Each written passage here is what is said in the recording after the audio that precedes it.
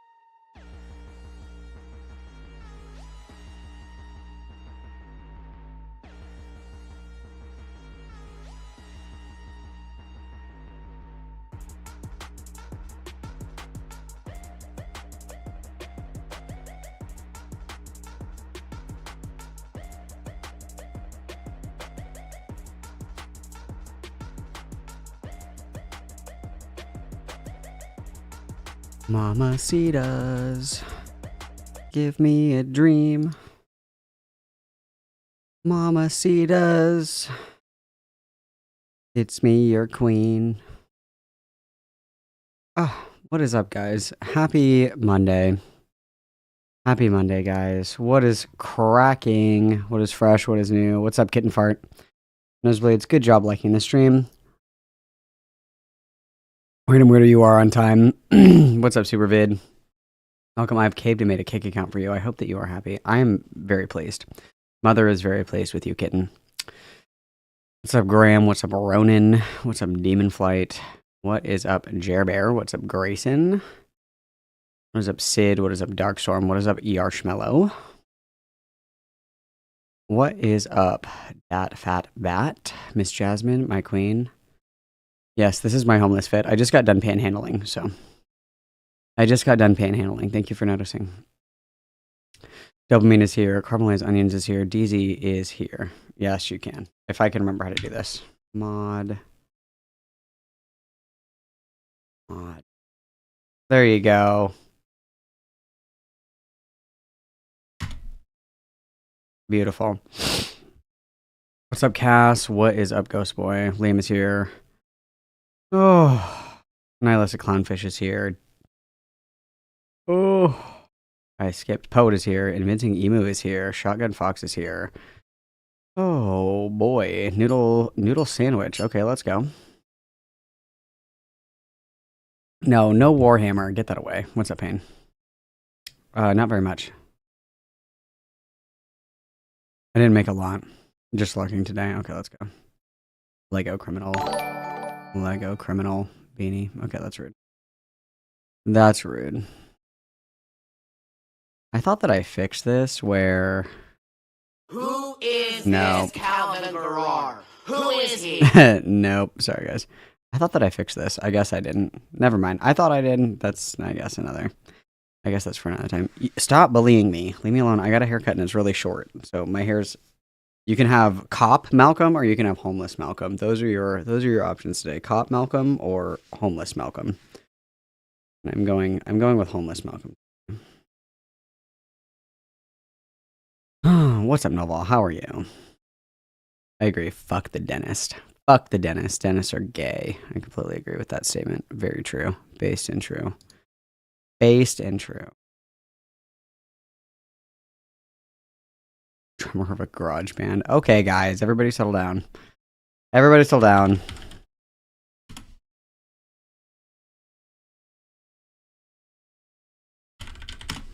Let me open my 900 fucking tabs here. Hang on now. Hang on now, everybody.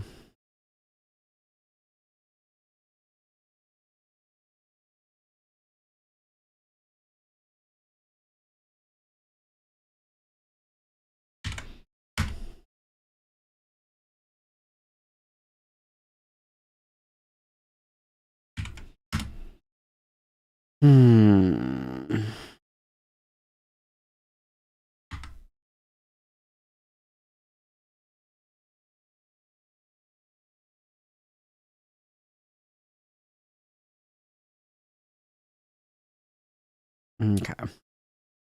All right, let me get all my duckies in a row. Hang on. Quack, quack. Quack, quack, quack. Quack, quack, quack, quack, quack.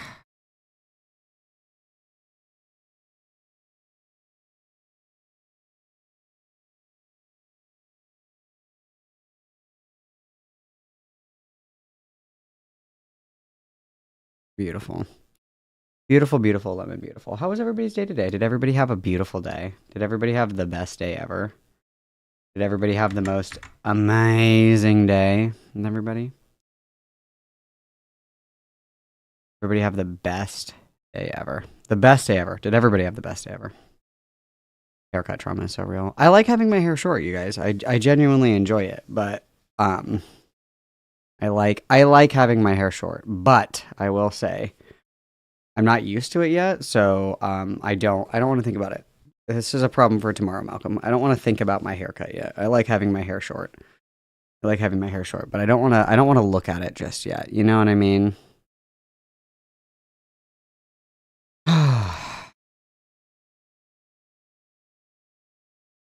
Boy, oh boy, oh boy. Do I have treasures in store for you all?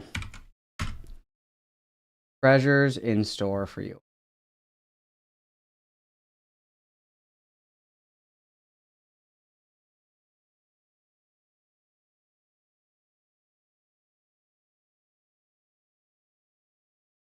Treasures in store. I have such sights to show you.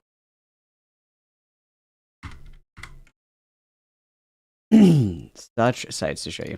I've been chipping away at editing the I'm Alex video. I have been dragging my feet. I've been dragging my feet doing that. I've been dragging my feet editing that video. But I'm getting there. I'm getting there. I did make a thumbnail for it. I just haven't finished editing it yet because I am taking my sweet fucking time. Because I want to. Because I want to, okay?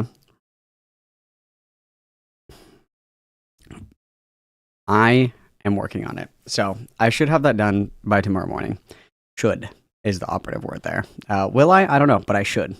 If all the stars align and Christ compels me effectively. Because you know what I want to do, you guys? I want to play with my fucking CDJ. That's what I want to do. That's what I want to do.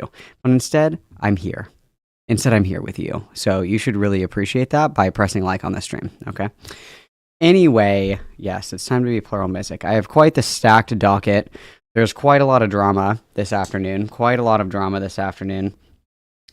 And I can't decide if I want to spoil it for you guys or if I might spoil it. Let's see. Let me get in here.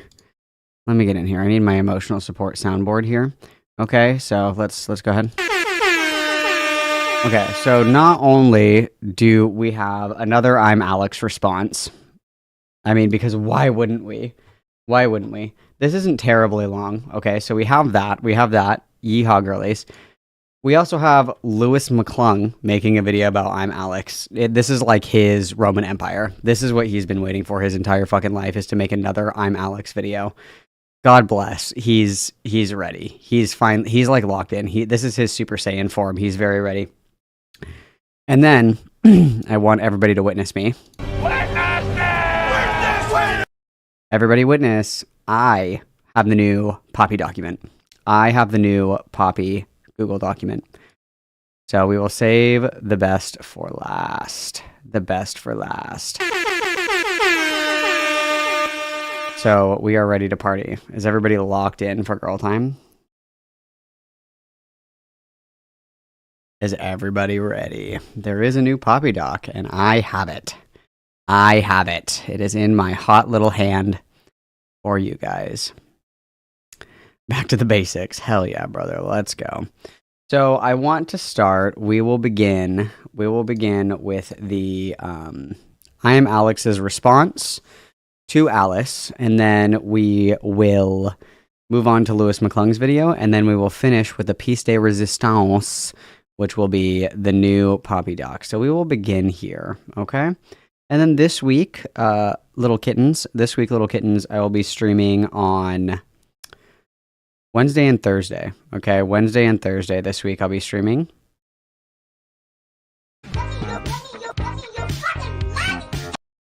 Qui te'n far donatet $2 truc superchat.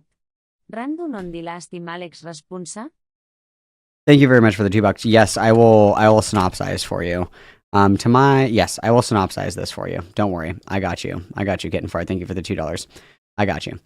So, I'm not trying to shut up, Sai. Not everything is about you. Okay. So, got all this ready to go. What was I saying? God, before I was rudely interrupted. I'm just kidding. You can always interrupt me to give me money. Yes, after I'm done with it, I'll link it. Okay? Because I don't want you to read ahead, because that's fucked up. Okay? So this week, we're streaming on Wednesday and Thursday, Mamacitas. That is our stream day this week, Wednesday and Thursday. And next week, you guys, we get special girl time on Wednesday and Thursday, because it's the start of my birthday month. Which means on Wednesday, we are probably going to do a marathon stream, and you guys are going to give me all of your money, because it's my birthday month. Does that sound like a deal? Does that sound great, you guys? That sounds great to me. Because you know what I really want for my birthday, you guys? I really want to fix my fucking hot tub. That's what I want for my birthday. So if you are parasocially in love with me, you will give me your money, okay? Yeah. So, okay. So we'll start we will start. Where did that go? Hello. Oh, okay, here it is. Okay, so we're gonna start with a little TLDR. Okay, so approximately 1 year ago. I'm Alex, YouTuber, got completely nuked off the face of the earth. Why, you ask? Because recordings were released of him beating the shit out of his girlfriend. The recordings were basically him threatening to beat his girlfriend's head in with a brick. He was saying, that she was a dog and she needed to go lay down like a dog. It was alleged that he choked her and put his hand over her mouth, that he was verbally abusive. And there was a Google document that was released with pages and pages and pages and pages and pages and pages of text. All that kind of corroborate this. He broke her things. He was like super weird towards her cat. He said that he was gonna like fucking kill her cat, like crazy shit like that, okay? I will link the original Google document. I will link my initial coverage of the document, and then I will hopefully be done with the first response to this video by tomorrow. Anyway, he came back after about a year, 9 months to a year of complete radio silence. Okay, these allegations dropped and he was gone, completely gone, just with the wind, not posting, not texting, not tweeting, nothing. This guy was gone. Okay. 4 days ago, he made a video response. This is an hour and 45-minute long video where he does not address the videos of him following her around the house, screaming at her, calling her the N-word. He does not at all address any of the audio recordings, anything like that. He basically shows the same screenshot 37 fucking times, and he flashes it like it's on screen for, I shit you not, like less than a second. So watching this video was like pulling teeth, trying to pause it so I could read each fucking screenshot. The screenshots don't say what he thinks they say. And at the very, very, very, very, very most, I would say that both of them were kind of abusive in the relationship, but the things that he did were like beyond fucked up. Like the audio recordings alone, void or with context, absolutely fucking insane. Okay, absolutely insane. So we got this dog shit response. We didn't get fucking anything from it. The most important thing is that he alleged that his ex-girlfriend who came out with the allegations, her name was Alice, he said that she lied about filing a police report. That was proven to be false because she tweeted pictures of her emailing the police. So there was a police report filed at the very least. At the very least, there was a police report filed. And of course, cherry on top, Alice told Alex, whatever. She told Alex that she had been sexually assaulted. To Alex's response was like, oh, so basically you're a whore. Insane shit. Apparently we missed it when we were going over this, you guys, because I was skipping around because I was like, I cannot listen to this fucking brick-faced man talk anymore. Like, this is like the three-eyed monkey from Nickelodeon named Paul. I can't listen to this guy talk anymore. Apparently his defense for saying that she was ran through for being raped was that he too was raped. We missed that part, apparently. Totally missed that part. Terrible. Anyway, there are literal like screenshots of the messages where he was like, yeah, you're basically a run-through whore. Like, I don't want to hear about you fucking other guys, when she like opened up about her sexual assault to this guy. So this man can go like right in the dumpster. Okay, that's where he can go. All right, so obviously this video got really bad responses, obviously, because it was fucking horrible. Swear to God, it was the same screenshot for like an hour and 45 minutes. It was fucking dog shit. It didn't do anything, okay?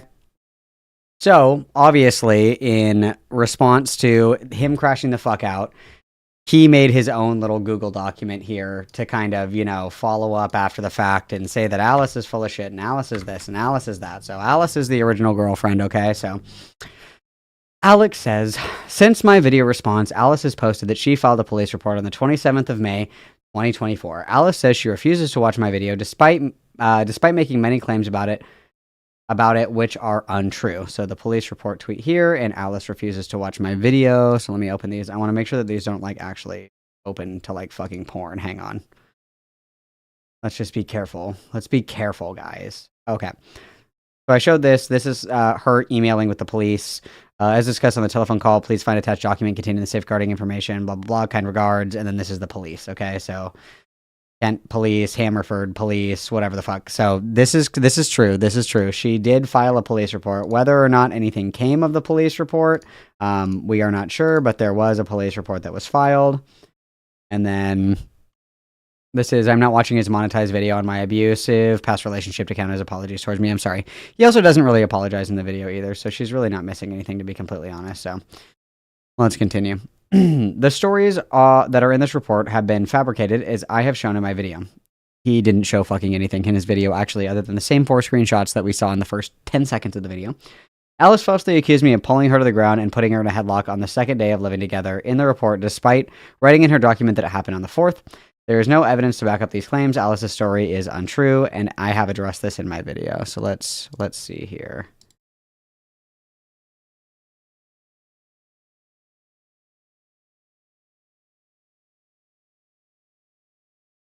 Let's go back a minute. Let's see. Let's see what we have going on here. Threatened to sue me if I continue to tell people she had been hitting me throughout our relationship. Alice So says that was the whole video. This is on normal speed. Did you guys see that? Watch how fast this fucking little bozo goes through these screenshots. I had told my friends that Alice had been hitting me. Alice denied this on text when she found out and threatened to sue me if I continued to tell people she had been hitting me throughout our relationship. Like, look Alice at that. says That's that on my normal story speed. will contradict hers, and that is because Alice knows that our relationship is not how she has portrayed it online. Alice has lied constantly, and I can prove this with the text evidence that she is intentionally not included, as it contradicts her own story. Alice says we had a huge fight where I dragged her, covered her mouth, and put her in a headlock. Yeah, we remember this. This Yes, happened we remember on the this. 19th of October, a few days after we had moved in with each other. There are no texts from this time that even suggest that we were fighting or had been in a fight, and that's Okay, so without listening to this bozo talk anymore, he's going to show text messages from this date, and it's basically saying, what do you want for dinner? Or like, hey, like, I'm on my way over, or something like that. And so his whole thing of like, oh my God, I never beat the shit out of her is because he's saying, like, oh, you can see in the text messages that we're not texting about the fight. That doesn't mean there wasn't a fight. That doesn't prove anything, okay? I could literally get in a fist fight with, like, my wife, and that I would text her and be like, yo, like, are we going to the bar later or what? Like, that does not mean that there was not a fight, so that's bullshit. Also, I'm glad that my ad here is for single women in the Philippines. It's like, these ads are so targeted. It's crazy. Okay. I never claimed Alice didn't file a police report. Literally, he did. Okay, that's it. That's it. This video is my response to allegations made by my ex-girlfriend Alice Hez, who I was in a relationship with for the majority of 2023. Alice hit me, kicked me, emotionally, verbally, and physically abused me, as well as threatened me and blackmailed me. So this is on 2 times speed, but again, even if I slow this all the way down, you guys, you cannot catch these screenshots. It's crazy. Constantly throughout our relationship. Alice has continued to harass me by posting false information about me, as well as fabricating stories about our relationship online to this day. All of this will be covered in detail in this video, and for full clarity, I will be reading from a document that I've written to make sure that this is treated with the seriousness that it deserves. Since our relationship ended, Alice has lied continuously for the last 12 months. I was under a police investigation to friends, ex-girlfriends, and YouTube commentary channels. Alice has continued to make false allegations about me to this day, and said that she had pressed charges against me in a comment on TikTok. So he's saying right here she lied and said that she's pressed charges. She literally did. Like, she filed a police report or is pressing charges. I don't know how the fuck it works in the United Kingdom, but if you file a police report, you're reporting something that, and it's discretionary if somebody wants to press charges or not. So This is a lie, as at no point have I been interviewed, arrested, or charged with a crime. But Alice continues to slander me publicly with these lies. Alice said that future partners can check Claire's Law, and later claimed she got me put down in the system, so that any future partners who know how Claire's Law works can use this information to stay safe from me. The information that is accessible through Claire's Law will be a criminal record, also known as a criminal history. keep All going, this 'cause he information says is it available on again. the Claire's Law website, which I will link in the description. Alice has said that Claire's Law can be used and that I am in the system, alleging that I am a convicted criminal, or that I have a criminal record. Alice also says in the same also, for Claire's Law, you don't have to be a convicted criminal, by the way. That is also a lie. We looked it up. Claire's Law is just like a directory or whatever, where it's like, if there is rigor to the allegations, you just get put on this list. So if I like start dating Noval, if me and Noval start dating, I can like call them and be like, yo, is this guy Noval like somebody who beats the shit out of their partners? And they're like, yes or no. Okay, so you actually don't have to be a convicted criminal to be on this list. same messages that the police didn't do anything at all. These statements completely contradict each other, as it would not be possible for the police to have done nothing, and for the police to have put me on the system as a convicted criminal or as someone with a criminal record. Alice's Or it just means that you weren't arrested. But anyway, sir. story continues to make no sense, as Alice later said that I was charged by police, but this would not be possible if the police never did anything at all. Alice claims she had achieved her goal of getting me put on a list accessible via Claire's Law, and that she had saved people because of this. None of the statements made about the police investigation make any sense, as Alice claims she had put me on a list that would require me having a criminal record. So there was a police, like, she did file a police report. So that's, okay, shut the fuck up. This guy's a liar. Okay. Oh, okay. It would not be possible for me to know at any point if this happened because a report isn't a proper investigation or a guilty verdict. All this does is show that there wasn't an investigation and that no charges were pressed, which is what I corrected in my video. Alice had posted that this was the case, which was untrue. Like, again, she did contact the police about the incident. Like, that did happen. Like, I don't know what to say. Whether or not the police choose to press charges or pursue anything, like, if you file the report, that's what she's claiming she did. And she did. We have confirmation that she did, in fact, report something to the police. Okay, so this is all just fucking ass. At no point have I been approached by the police in any shape or form, and yet Alice still claimed that she had pressed charges against me and had done, quote, everything that she could do despite now posting that she didn't When she apparently had the option to take it any further, which again is the point that I made in the video, Alice has been claiming otherwise online while selling commentary channels and blah, blah, blah. This is so boring. Okay, so we already watched all of this. We already watched all of this. Alex, whatever. We already watched all this. I don't give a shit. What is this? 1928. Okay. Alice has gone on to post that she never kicked me despite admitting it in this very message she is responding to. Okay, so we watched this. This was at 1928 in this video. 1928 in this video. This is where she's doing this. Okay, so they're in bed. They're in bed. So this guy has a skin condition. Okay, so he gets flaky. Okay, he gets flaky. He needs some Neutrogena or something. Okay, and she hit him with the bicycle kick to get him out of bed. Okay, this isn't like violent, like breaking your arm domestic assault. Okay, this is like, ew, flaky, get out of the bed kind of thing. Okay. I get kicked out of the bed all the time when I'm grinding my teeth in my sleep. Welcome to a relationship, okay? When you're asleep and somebody wakes you up, you're going to be like, stop, like that happens. I steal the blankets, I grind my teeth, I snore, I move around too much in my sleep, you know, whatever the fuck. That's not crazy, so. Alice had asked as it would have avoided her assaulting me, and we wouldn't have ended up arguing. We had also texted about this exact situation. I told Alice I didn't want to upset her. She was angry that I no longer would share a bed with her anymore because she had been kicking me and calling. Yeah, and then he's like, oh my god, she called me fat. Oh my god, she called me fat. She called me fat. She kicked me. Like, POV, you've never been in a fucking relationship before. Babe, stop. Is not the same thing as hiya, or like shut the fuck up. Like, it's not the same thing at all. But whatever. Okay. Ella says I didn't explain the context as to why she did this, but I didn't. So the screenshot she did prior to it was due to my illness and being shirtless in bed. Yes, flaky. If you're flaking in the bed, you're getting out of the fucking bed. We've already been over this. Okay. I complained about this happening on other occasions. Alice said there was no text evidence of her kicking me. Blah blah blah blah blah. I don't care about any of this. Since Alice posting these tweets, the later reply said that she hadn't fabricated anything when questioned Twitter inconsistencies. Alice said that she won't watch my video. Where did I watch that? Alice said made a post, said, quote, he got his diagnosis after we split up and wasn't in contact anymore. So this is another thing that I thought was really funny in here. Let's see if I can find this in here really quick, because I noticed this after the fact. This guy put his like medical records on the screen. Hang on, let me see if I can find this really quick. Let's make it big. I need to be able to find this. So the claim is he was like, I have BPD, and then Alice said that I don't have BPD, and that was really fucked up of her, and blah, blah, blah, blah, blah. Like this kind of dumb shit. And so this guy posts on here his diagnosis, but the diagnosis is after they had broken up. So they broke up in like February. Here it is. They broke up in like February, okay? They broke up in like February. This is from like April. Tweet stating that I do not have any trauma from our relationship together and that she never hit me. These statements are untrue, and in fact, Alice admits to slapping me and pushing me in another. Has done all of this despite claiming a series of tweets and arguing that she is an empath. Oh, here we I go. do not have BPD, also known as borderline personality disorder. Alice has even gone as far as diagnosing me as a narcissist in her document, and she claimed that she is an empath. Also, just saying that somebody is this is something that drives me crazy. Colloquially, saying that somebody is like narcissistic does not mean that you're diagnosing them with like fucking NPD. It's not the same thing. Narcissus did not have NPD. Narcissus was just obsessed with himself. Okay, that's the difference. I was diagnosed by my psychiatrist with what they believe. And then so the date here is the 3rd of July. They broke up in like February. So this was after the fact. So when she wrote her original document, here, I'll make this so you guys can see it. It's right here. It's July 3rd. July 3rd. They broke up in like February, and he got diagnosed after they had been out of a relationship. So how the fuck would she know? How the fuck would she know? So he self-diagnosed himself with BPD and was like, sorry, babe, I didn't mean to crash out and call you the N-word and then laugh in your face when you told me that you got raped and say that you were a ran-through whore. My bad. It was my BPD. And then she was like, you don't even have BPD. And then he got diagnosed in July when they broke up in like fucking February, dude. What the fuck? Okay, cool. Alice has also made a post saying he got his diagnosis after we split up and we weren't in contact anymore. I made it clear in the video that I was not diagnosed at the time. He literally didn't! Believe to be emotionally unstable personality. He's literally saying... And now lied about publicly. Alice also posted a series of tweets and argument on Twitter, stating that I do not have BPD, also known as borderline personality disorder. Alice has even gone as far as diagnosing me as a narcissist in her document. She's saying that I'm not BPD. Bitch, you weren't. I mean, obviously, like, if you're diagnosed with something, you still have it. But, like, she wouldn't have known. She doesn't have a crystal ball. She doesn't have an orb that allows her to peer into the fucking future. She's not a fucking time traveler. Obviously, this is totally... Oh, my God. I hate this guy. I hate this man. I don't even want to read this anymore. This makes me angry, okay? I made it clear in the video that I was not diagnosed at the time that Alice is spreading false information, which I had to correct publicly as it's not true. I am not comfortable with my personal information being speculated on publicly by my ex-girlfriend who is no longer in my life.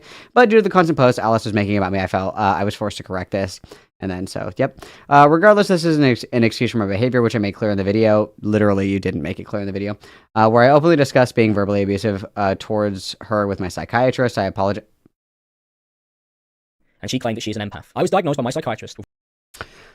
Oh, Alex engaged well with the interview. Good relationships maintained through the assessment. He spontaneously asked questions when asked at the time of the interview. Mood appeared to be blah, blah, blah. Okay, so risk safeguarding, risk to self, past binge drinking, risk to others, denied present history of physical aggression, past history of verbal aggression to former girlfriend, no risk, past relationship with abusive partner. Okay, so after the fact, sure. That doesn't mean anything because you're literally doing this to be like, told you so, bitch. This is your gotcha. Okay, that's what that is, okay? Alice has since posted, I guess it's round 2, but this is not a situation that I take lightly, and I have no interest in continuing any of this further publicly after I post this. Yeah, we'll see about that. I have read many comments about how this should have been privately, and I agree. I only made my response because I was forced to due to the constant lies that were posted about me and still being posted to me about this day that I had not responded to for the past year. Should have stayed gone.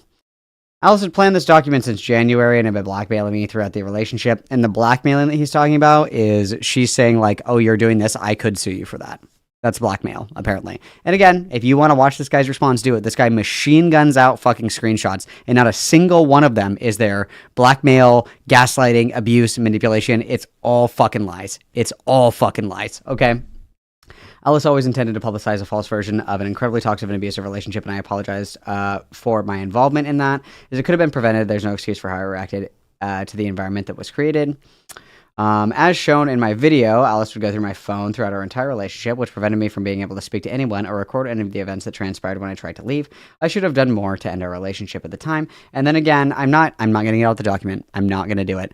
This man was texting her upwards of 70 text messages a day to no response to get her to try to respond.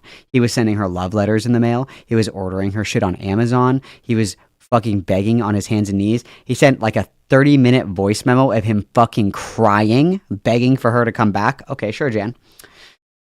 Oh, the video was not monetized by me, and I have made it clear in the description of the pinned comment. It was claimed due to multiple TikTok lip sync videos that Alice made about me and the abuse, images attached below.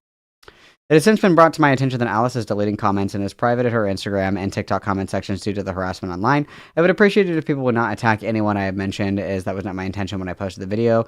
His defense was like, Your Honor, she be lying.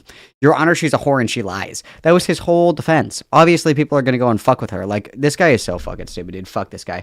I would like to say thank you to those who have supported me through all this. It doesn't go unnoticed. Honestly, this I'm Alex guy is like straight fucking garbo. Like, I truthfully think that the whole purpose of this video, the reason that this is an hour and 45 minutes long and he waited a year to put it out is so everybody forgot. Like recency effect. You don't remember what was in the original Google document, and you don't have the patience to sit through a 140 or an hour and 45 minute long video where you have to pause it literally every 0.5 seconds to like fucking read the screenshots that he's posting, and it's the same one that he's already posted 10 fucking times. Posted 11. Maybe I'll believe you. I don't know. Like, this guy, I cannot, like, fathom, like, why he thought this was a good idea. I have said before, and I will say again, I will use my powers for evil if the price is high enough, okay? Whoever helped him write and draft this apology fucked him royally. And it's truly tragic to behold, because there are people dumb enough that he could weasel his way out of this. He could have done it. He just did like a terrible fucking job. And it's very sad to me. It's very, very sad to me because like I could write a better apology in my sleep, which is the saddest thing to me. And again, it's even extra sad because people fuck with it, right? Like people are like, "Oh, this is so base. He's so honest. He's just sorry. Like he's being so transparent and open and honest and blah blah blah blah blah." And it's like, "No, he's actually not. He's being a snake and a weasel and a fucking liar. And anybody who has two eyes can see that." It's just pathetic. It's just pathetic. Gen Z is cooked, dude. Gen Z is cooked. They couldn't fight their way out of a paper bag. It's truly fucking tragic. It's truly fucking tragic. But with that, Lewis McClung is another dipshit commentary, TikTok reactor, slop YouTuber who really, really got his big notoriety when he went after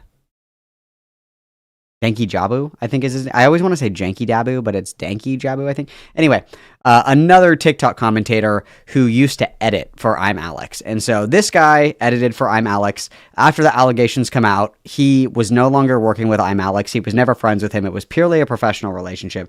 But Lewis McDumb and his merry band of dipshit fucking asshole commentator YouTube people, decided that there was not enough blood that had been drawn from I'm Alex, so they started fanning out and attacking everybody that was in his immediate orbit, including Danky Jabbo. And this was all because this guy edited for I'm Alex like a fucking year ago, okay? Literally, like, shouting at ghosts level shit, okay? And Lewis McClung essentially tried to cancel Danky Jabu for saying beef curtains and then making a joke about Gloria from Madagascar being a whore. That's what it essentially came down to. That's what he got fucking canceled for. And obviously Lewis McClung got like dismembered publicly. And after the fact, it came out that he had been doing sloppy shit research for basically every hit piece he has ever done. So this is like his magnum opus, okay? This is his Roman Empire. So he's been lying in wait to extract more blood from the I'm Alex situation. If you're curious about the Lewis McClung shit, I have several videos about it. Your favorite YouTuber has several videos about it. I also have a video about the original I'm Alex doc. So do all of your favorite, YouTube creators or whatever the fuck. So if you are like, wow, what is fucking happening here? I don't know what's going on. There's so much lore. Fret not. Lore masters are all around you if you use your eyes and peer. So let's see what Lewis McDum has to say about this. I fucking hate this guy. Let's get triggered together. Welcome, members of the audience. I am your host, somehow involved. Today is a big day. After a year of cricket, I'm Alex Elmsley, who used to be one of the biggest commentary YouTubers in the English commentary sphere, the British commentary sphere. He fell off the face of the earth, and for good reason, if you need a quick recap. If you weren't there for the original situation, basically, Alex was exposed, and I mean literally exposed. Often you'll say that in terms of like, oh, we found something out. No, it was like thrown out into the internet. Look, Alex decided to verbally assault his partner, and I am not putting that lightly. It was really bad. The warnings for all the things I just said, and also like threatening somebody's life, but I'm gonna show it to you right now. I don't know what to call what you did. It was weird. It's always weird. You always take the fucking weird route. Just do the normal route, which is... And look at this guy's phrenology. He's literally like a Neanderthal. Not in the sense of like his IQ, which I'm sure it's very low. But like, look at his jawline. That's what prehistoric humans look like. Like, his forehead is this big. His forehead is like this big. Like, his forehead is about as much as coming out of my hat. And then his jaw is like, listen then, innit? It's like the perfect British phrenology. It's amazing. It's just like incredible build. Also, this guy's like 5'4", like 5'3", 5'4". So like, imagine this little thing like scurrying up to you and be like, innit? And you're just like, Jesus Christ. Like, yeah, this inspires me to throw tea into a harbor. Just do the normal route, but a normal girlfriend. Yeah, acting like this is all just me, and that's something you really need to fucking fix. I'm gonna fucking bash your fucking head against the wall with a brick if you don't shut the fuck up. Because this one, you this royally. Yeah, royally, mate. You done fucked this one up, didn't it? Like, oh god, it just fills me with dread. holy shit, that is so bad. It's one of the worst things maybe that we've seen a commentary YouTuber do ever, along with Cody Co. Hey, Cody Co, you should probably say something, dude. But the biggest thing that a lot of people took away from that situation is, why the hell is this public? We get it. Alex is a big YouTuber, but this is a relationship strife. It should stay private and out of the public purview because it's so complicated, we probably couldn't understand it. But we took it at face value. We said, hey, Alex, you suck. What the hell's wrong with you? And we moved on for a couple months until recently, when Alex decided to drop a bomb. His response, which is almost 2 hours long. Oh my god. And okay, it's fine. And holy shit, this might be the messiest subject I have ever touched with my brain. Along the likes of Mr. Beast, there are just so This is the hardest subject that you've ever... I think that speaks volumes, does it not? many overlapping parties, so many things to touch, so many things to talk about. But there are also 2 Google Docs of people he talks about that have been made about him involving this entire situation. And there are overlapping situations, including my own that had just resolved about maybe 2 months. Oh my god, wait, do we have a second to talk about ourselves? Lewis! Oh my god, you get to be the main character for once. Witness him! Ago. And all of this and more, but first, the response. Let's start with the response, okay? Because, okay, it's super messy. It's really messy, okay? If you don't already know what happened, go watch It's almost as messy as this backdrop. other videos on Alex. Please, my brief summary doesn't really summarize it enough. There are plenty of people who went in-depth on about a year ago, somewhat in June, maybe. Oh my god, that's crazy. I did that. I did that.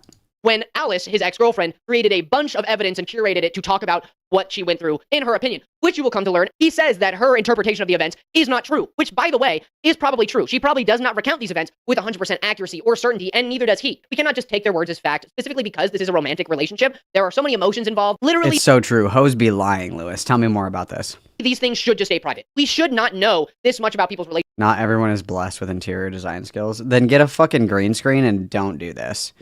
then get a green screen and don't do this, okay? If you don't have the kind of autism that allows you to meticulously place wall decor in a very appeasing fashion, don't do it. Relationships. And yes, I've covered people's relationships and a bunch of strifes like that many times before because it's like a domestic violence situation, which, by the way, if you're suffering of any domestic anything, please contact somebody. Please talk to somebody. It's a big deal. You might think you deserve it. You might think there's nothing you can do, but please, if you can, talk to somebody, okay? This video is my response to allegations made by my ex-girlfriend Alice Hes, who I was in a relationship with for the majority of 2023. Alice hit me, kicked me. Like, does he even have these teeth? Like, these teeth? Does he even have them? It looks like he doesn't have these teeth. Alice, my ex-girlfriend. It's like, where are these teeth? Where are these teeth? Where are they? British people and fucked up teeth. Name a better combo. You can't. Emotionally, verbally, and physically abused me, as well as threatened me and blackmailed me constantly throughout our relationship. Opening up with all the things he wants to disprove. Along those lines, I think most prominently, is he talks about how there are legal things that are not involved. Alice's story continues to make no sense, as Alice later said that I was charged by police, but this would not be possible if the police never did anything at all. Alice claims she achieved her goal of getting me put on a list accessible via Clare's Law, and that she had saved people because of this. None of the statements made about the police investigation make any sense, as Alice claims she put me on a list that would require me having a criminal record and a caution from the police, but also says the police didn't do anything at all. This is because Alice is and always was lying. He says that Alice likes to stand on the Again, like I said, very bold strategy. You've been accused of something horrific. What say you? Your Honor, that hoe be lying. podium that there are a bunch of legal things involved. She even apparently stated in a TikTok comment section that he was part of Clare's Law. And if you're an American or not in England, you probably don't know what Clare's Law is. It's a domestic violence data bank, basically, where people who are getting into a romantic or so forth relationship with somebody can look at their domestic violence history and see if they have any at all, or if they do, how bad it is. She claims that he is on there, and I don't know how to check if he is. But Alex states that he is, one, not there, he is not on Clare's Law, and two, that no police or anything was involved at all, which we would come to learn hours after he posted this is probably not correct. I'll give him the benefit of the doubt. He might not know that there were police involved, maybe, but I severely doubt it, because Alice very quickly after this was posted said, hey, actually, here's proof that I had police involved. That's pretty crazy, Alex. Literally one of the biggest points he starts his video off with is disproven by her within hours of him posting the video, or at least disproven in quotations. It isn't proof that he did the things that were stated in this document, like threatening a cat's life, which, by the way, if you did that, Alex, you're the Yeah, I mean, that's kind of crazy. That's kind of crazy. Like, I'm gonna kill this fucking cat. It's like, chill, bro. Chill, bro. Chill. Also, their cat is the cutest little thing I've ever seen. I wonder if I can find a picture of it. I gotta see if I can find a picture. This cat is so fucking cute, you guys. This cat, I would die for this cat. I would die for this cat. This cat is adorable. Let me see if I can find a picture of him. His name is Bear. Oh my god, look at this little angel. Look at this little angel, you guys. Look at him. Look at him. You would threaten this cat's life. Satan himself would not threaten this precious being. Would not threaten this precious being. Like, look at how cute this little guy is. There's like a picture of him as a... Look, oh, you guys, look at this fucking cat. Look at this fucking cat. Look at it. And this guy was like, I'm gonna fucking kill the cat. What? Death penalty. Oh my god, I'm gonna crash out. Look at this fucking cat, you guys. Look at him. Oh my god, I would die for this cat. I would die for this cat.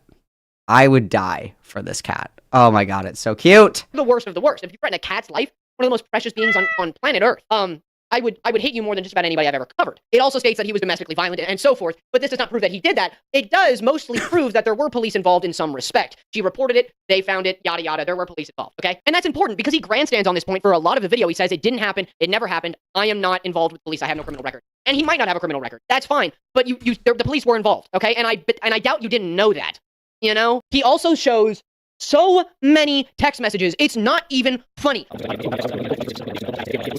Yeah. Also, even, again, I had to watch this on 0.5 to be able to read the screenshots. That's how fast these screenshots are being machine gunned out in this fucking video. I had to watch this video on 0.5 speed, you guys. 0.5 speed to read the screenshots. Insanity.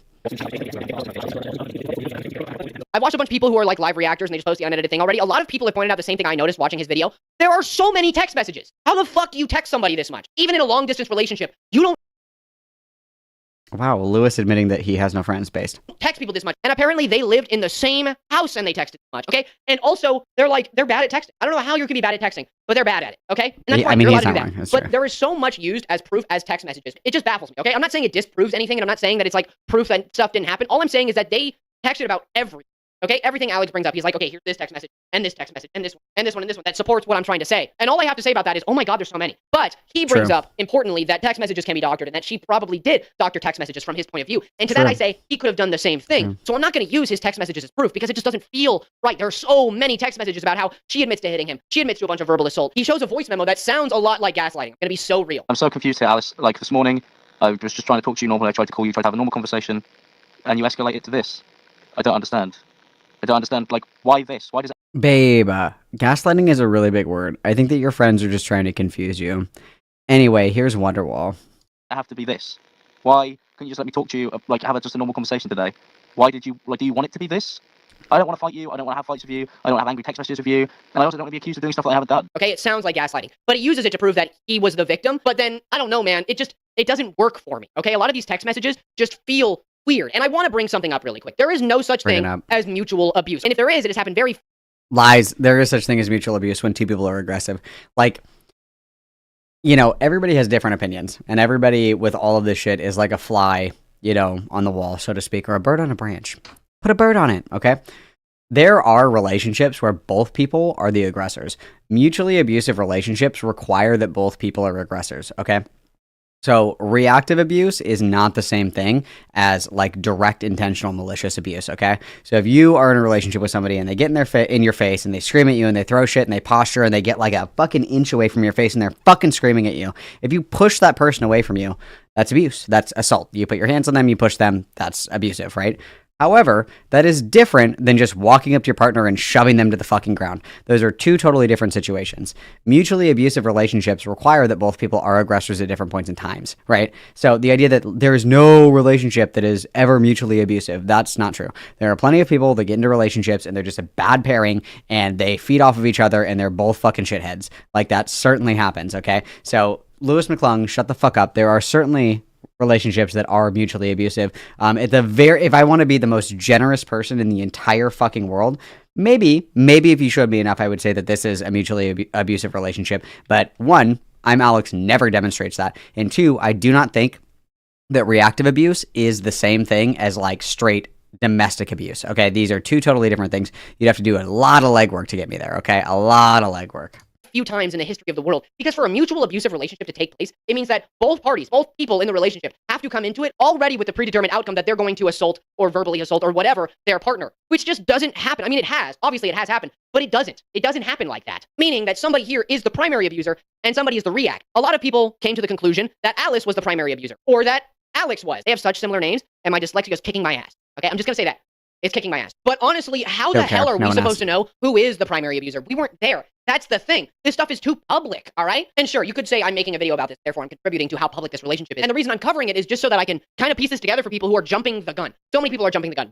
No one should trust Lewis McClung to piece anything together for them. This dude literally can't even fucking read, okay? Like, every hit piece, quote unquote, this guy has done has turned out to be complete dog shit. So I wouldn't trust this guy.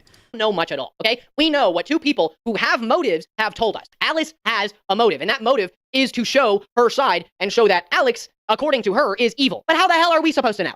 We're just outsiders, okay? And so many people are jumping the gun and they're like, oh, I'm an empath, and I understand all of it, okay? I know who's the primary abuser, and it's this person, and I know that because I saw 2 videos about it, and now I've decided, no. And of course, I have my suspicions of who the primary abuser is, but that doesn't make me anywhere near right. I just want to be clear. I think that if Alice was as abusive... It's interesting how much of a couch position he's taking on this. I think that's interesting. He was really comfortable calling Danky Jabo a racist, a misogynist, a pedophile, even, because he said beef curtains one time.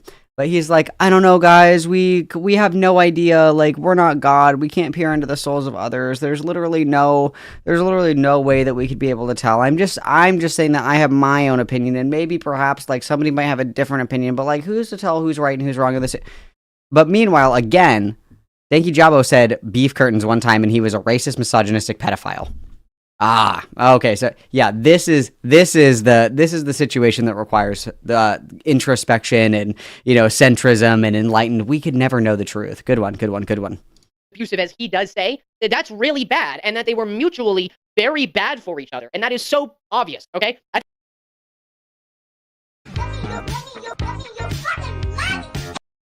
S'ha donatet $5 truc superchat. Isele Arningor va ser justardé on di Brown gibodit n'tactualideo en think. I know you. I have no idea. Hilarious. Is it the fact that the guy that he went really hard against happened to be not white, or could it be? I don't know. I don't know. It's great questions. Great questions. Thank you for the $5. I can play. Very curious. I agree. I think it's obvious that they were bad for each other. Duh. But I think Alex dude, you were exposed for literally telling her you were going to bash her head in with a brick. That's insane. Okay? That's not, you don't do that. You don't do that and then claim that she was the one who was abusive, because how are we to believe you when all we've seen of this situation of somebody actually doing something is you telling her you're going to bash her head in with a brick? How the hell are we supposed to take you seriously and be like, oh yeah, no, here's proof of her saying that she did hit you and that every girl does it. Brought up that she'd been assaulting me for our relationship. Alice responded by saying that any girl would have done the same. Alice also went on to send me a message where she said that her kicking. Also, we're leaving out the most important thing here. Everybody knows Louis McClung has a really weird interest in fat people. He hasn't yet addressed. We're 10 minutes into this video, more than halfway done, and he has not brought up yet that Alice called him fat. Everybody knows that Louis McClung has a very weird relationship with fat people. Okay, when are we going to talk about the fat phobia allegations? Come on. Me was probably uncalled for. Every girl's hit an asshole before. Which, like, by the way, hey Alice, you shouldn't hit people. Hold on, I'm sure you've been reading plenty of the messages I've been showing on screen, but read these ones specifically. They are so contradicting to the point he was trying to make, because what he is saying in these is that he is just apologizing for all the things she's accusing him of, which are really bad, and then she's also saying that she is just defending herself. So, again, it's an instance of him using images and screenshots that almost directly disprove what he's saying. And that's, yeah. Now, it may seem like I'm, like, slapping her on the wrist, but, like, if he was as abusive as that clip entails him to be, then holy fucking shit. No, of course he's not going to talk about the context. Again, Louis McClung, if you're going to do this, if you're going to include this, you need to include the context as to why that happened. So the context as to why Alice slapped Alex, is because he was, like, this fucking close to her face and was screaming at her. In the Google document, you guys can read it. I'm not going to read the whole fucking thing for you again. I already did it once. You can't make me do it again. Okay?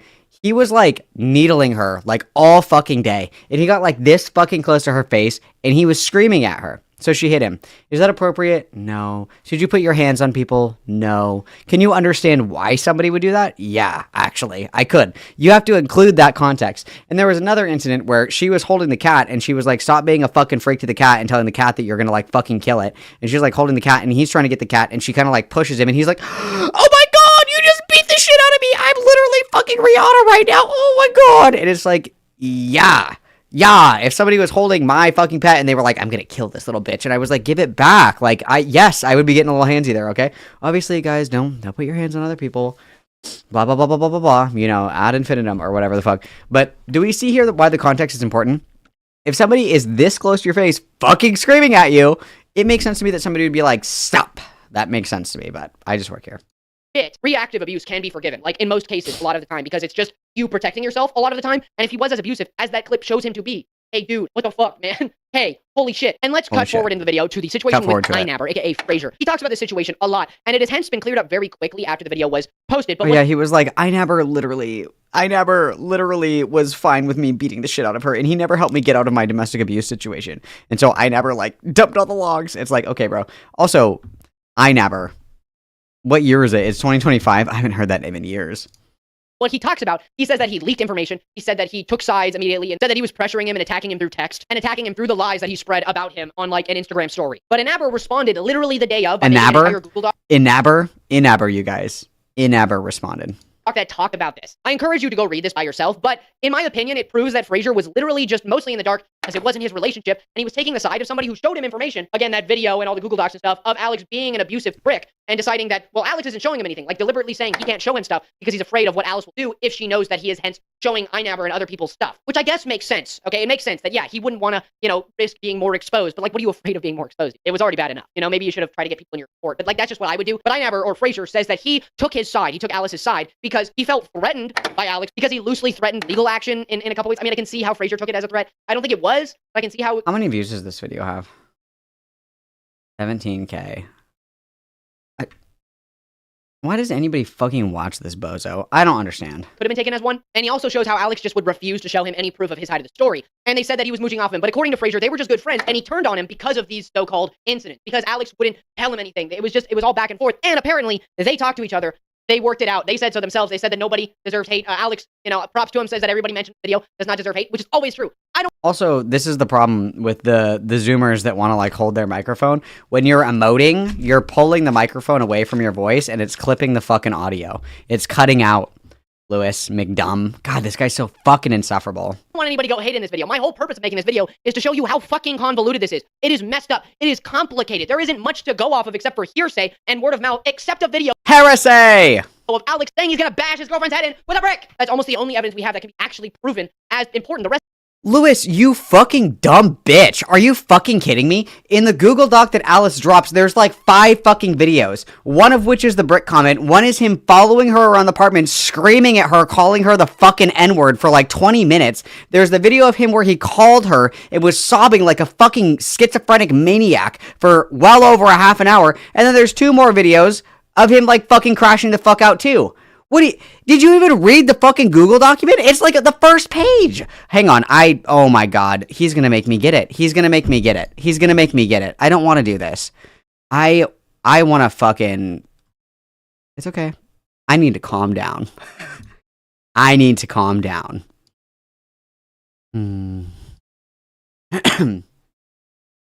I need to calm down.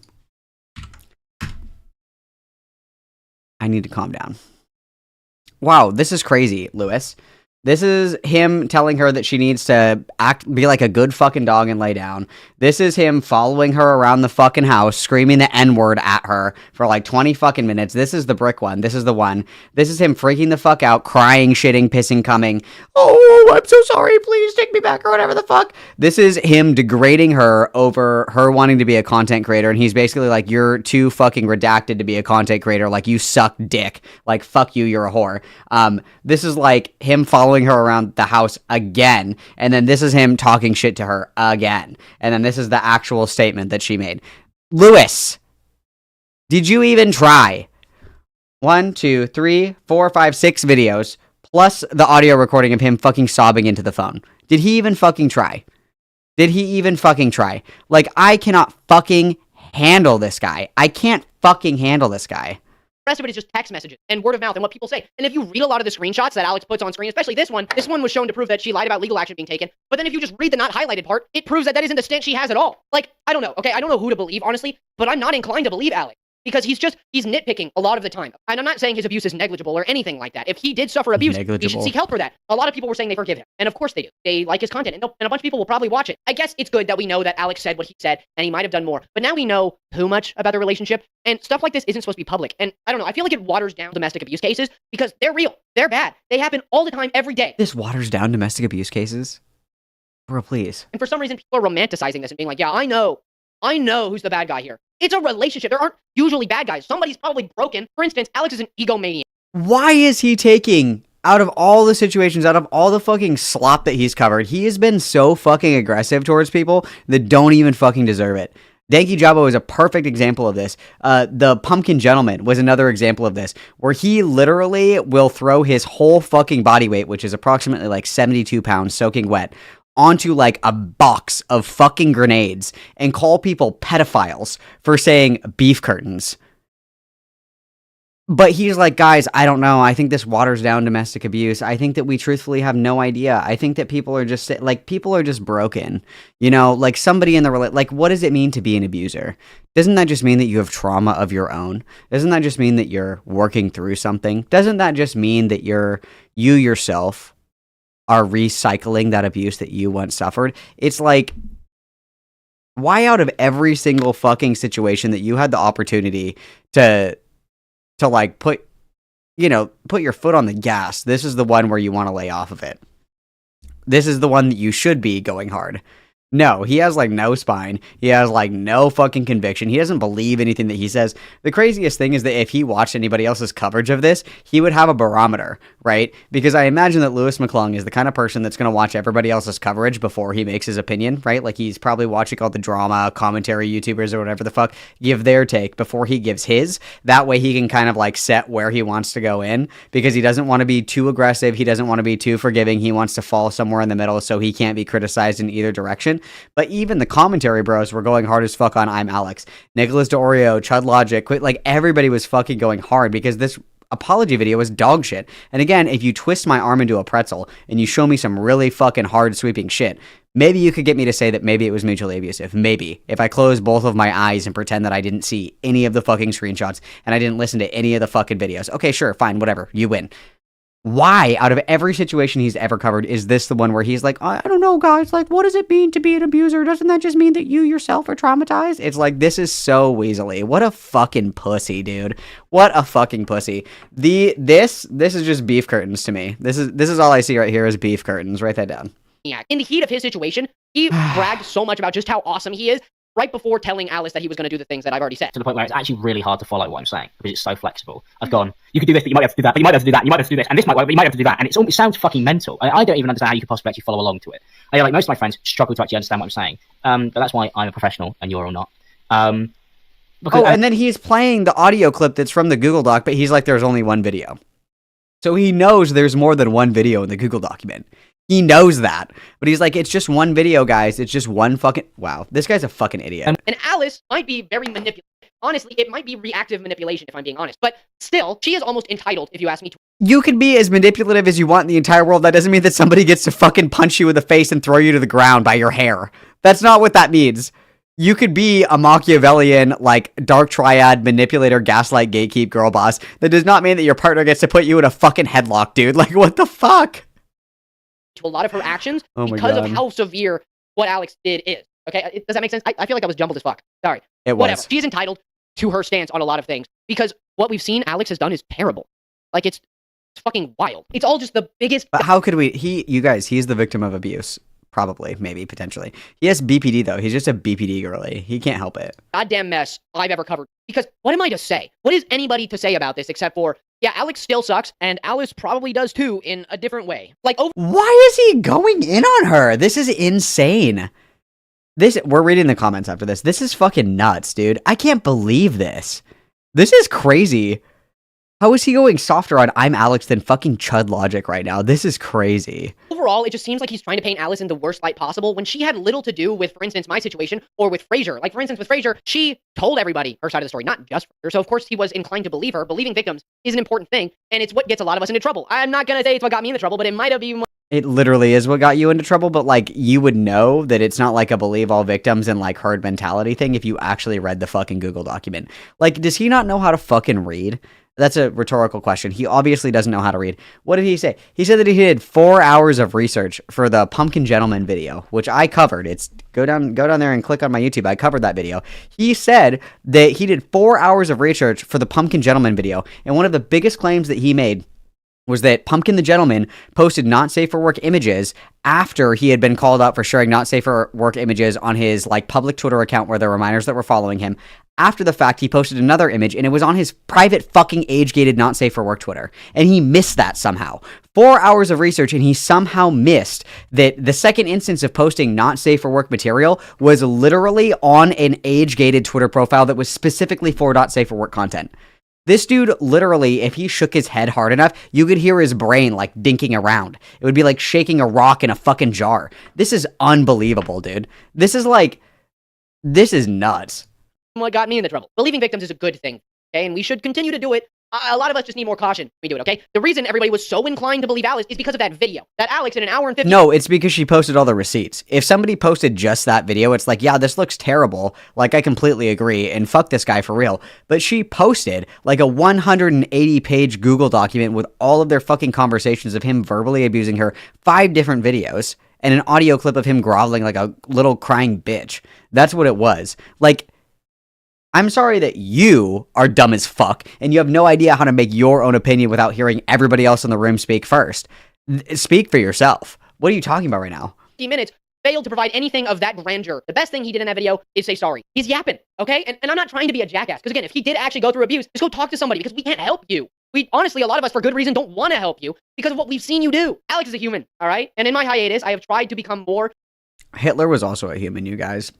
Hitler probably only did the Holocaust because he too was abused. It was, I mean, like, there's good people on both sides, as President Trump said. You know what I mean? Like, we just need to hear out everyone, guys. We need to let everyone talk, okay? Everybody has their own side. Like, if I draw a 6 on the ground and somebody standing across from me, they see a 9. Who's right, guys? Everybody has a different perspective, okay? There's probably some mental illness going on. There's probably, some intergenerational trauma, and we should just be sensitive to all these different people. And yeah, I really truly think, you guys, that we should just hear everyone out, okay? And be really, really slow to pass judgment. Even if there is a 180-page Google document with videos, detailed receipts, and everything else, I think that we should just reserve... Only God can judge, Only God can judge, truthfully. You know what I'm saying? Only God can judge me.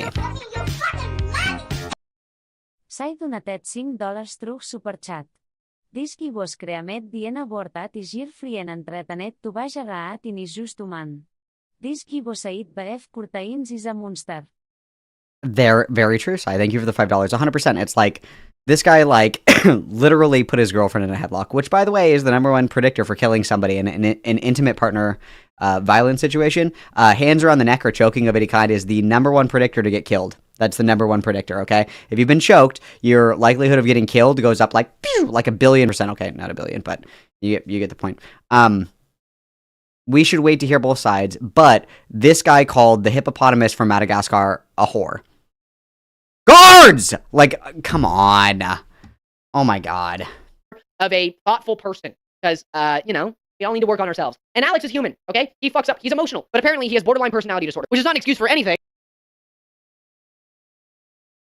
But again, it can influence how he reacts to things, which is a big deal, okay? That can influence relationships a lot. Another reason it should have been private, okay? We can't weigh that in. We're a mass of people who are watching you do this and it unfold. How the fuck are we supposed to weigh in that you had BPD and she was apparently hypersexual and that influenced their relationship in some negative way? Where did the hypersexuality come from? We're just throwing words in the blender, guys. Throw it, put a bird on it. Throw an egg in there. What the fuck are you talking about?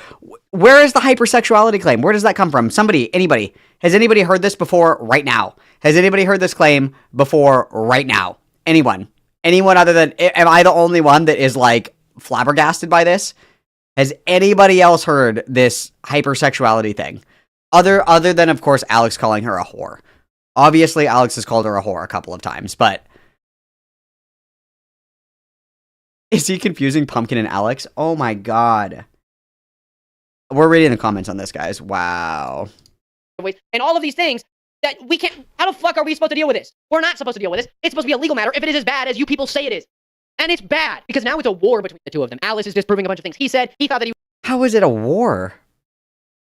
I don't even want to talk about this anymore. was disproving a bunch of stuff that she had said prior, and so forth. And Fraser showed that he was almost entirely innocent, in my opinion. Sure, there are text messages. We'll defend Einabber, but we can't defend the girl that was put in a headlock by her fucking boyfriend. Thank God this is only 20 minutes long, because I think that I would put myself in a headlock. I think that I would choke myself if this was any longer. Proof of her saying, hey, hit me, right? You should hit me, or admitting that she did hit him, or whatever. And there's literal video evidence of him. Okay, even if she texted him and she was like, I want you to hit me, I think it's hot, that doesn't mean, come here, bitch! That's not what that means. What? What? It's okay, we're almost done. Terrible things, and evidence that she's shown of him being just disgusting. What the fuck is this, dude? When Einabber says in his doc that this is fucking disgusting and vile and bad, the police were involved, apparently. It should have started there, all right? Maybe nothing came of that, okay? Get a lawyer then. Thank you so much for watching, okay? Yes. Get a lawyer. Who is this Calvin Garrar? Who is he? Let's go, Lilabug. Thank you for the membership. Yes, literally duck yourself, Lewis. BPD is an excuse. It's a very complicated situation. Do not send any hate to anybody. Form your own opinions, okay? Go look online, okay? Also, hold on. Once my, videos start doing better again, I will fucking hard launch this stuff. But I'm not saying what it is or what it ain't, all right? Little preview if you got to... And then he's doing a merch drop at the end of this video? He's doing a merch advertisement? Hey guys, literally Hitler was just a human being. I don't understand. But anyway, coming soon, my merch. Oh my God. Oh my God. Oh. To the end of this video or even saw it at all, big deal. But thank you so much for watching. Please go exercise, all right? Go do something that'll move. Yeah, Lewis, go exercise, you little toothpick ass bitch. Okay, let's see what the comments are down here, shall we? Sorry about the audio. You don't need a criminal record to put on Claire's list if you contact the police about your partner, blah, blah, blah. Hey, I really appreciate your take on this. It's so weird that we're all watching this at the same time. Thank you for bringing up iNabber. Actually, it was Alice who asked me to dinner. No one is saying this is dog shit. No one. No one is saying, not a single person is saying this is dog shit. Oh, there we go. Better. Give up, little bro. Good one. Good one. There we go. Thank you, Pink Lady Aubrey. Good job. How can you say anything negative about anyone when you spread false narratives to ruin an innocent man's reputation? Let's go, Mason Taylor -G1T. Good job, good job, good job. What else we got in here? Hey, Lewis, I came from Tom's channel when y'all had that spat a few months ago. Been happy to see your videos getting better. Ugh, boo. You gotta make your videos longer, bro. No! Don't listen to Isabel C.7377. Do not listen to her. No, don't do that. Lewis, you PMO. What does that mean? PMO. So badly, delete your account. Yes, I agree. Good job. I agree. Yes, spaced. What else do we have in here? A dinosaur. Cool. I haven't even started watching, but after you and that British girl, what after his editor, is this really the smartest play? Base! Let's go. I can't believe people are eating this shit up. Damn, your views are shit now. Rip. Nice, Drew. Crazy. That's crazy. I can't believe people are fucking eating this shit up. They're like slopping up. They're like, it's fucking tragic, dude. It's fucking tragic because this is slop. This is ass. This is dog shit. This is just straight fucking butt cheeks, dude. This sucks, Lewis. Who is this Calvin Garrar?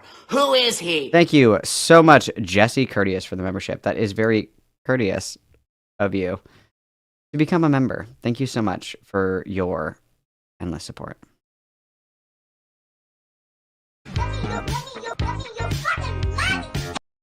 LA i Abuk donatet $2 truc superchat. Watchets maestat BP dissutre a table. Like? Layla, thank you for the $2. What gets me is BPD is so treatable, like, question mark, question mark. The only problem is that it's treatable by virtue of doing your own work, right? Like, you have to, like, do work. It's treatable, but you have to, like, be invested in the treatment. And sadly, people hate doing work, sadly. Sadly, that's what people hate. Okay, you guys, so here is the deal.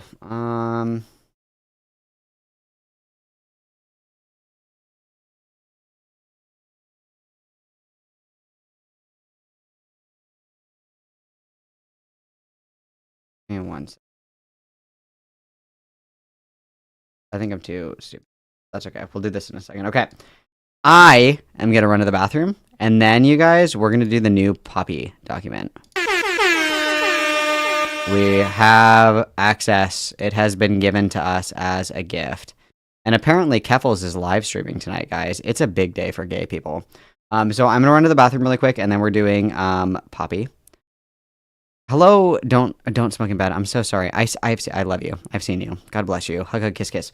I'm gonna go smoke really quick and go to the bathroom, and then we're gonna watch the Poppy, or we're gonna read the Poppy document. Excuse me, but we do have a brand new fucking Poppy document that we are gonna read you guys. Brand new, hot off the presses. After we're done reading it, I'll publish it so you guys can read it yourself. Okay, you guys. I'm gonna put on your music. You guys have your music. I'm putting on your ADHD Minecraft videos, my little special beans. I'm putting that on for you. I will BRB. Everybody behave. Doors are locked. Air conditioner is running. Don't open the door for anybody but me. I will be right back.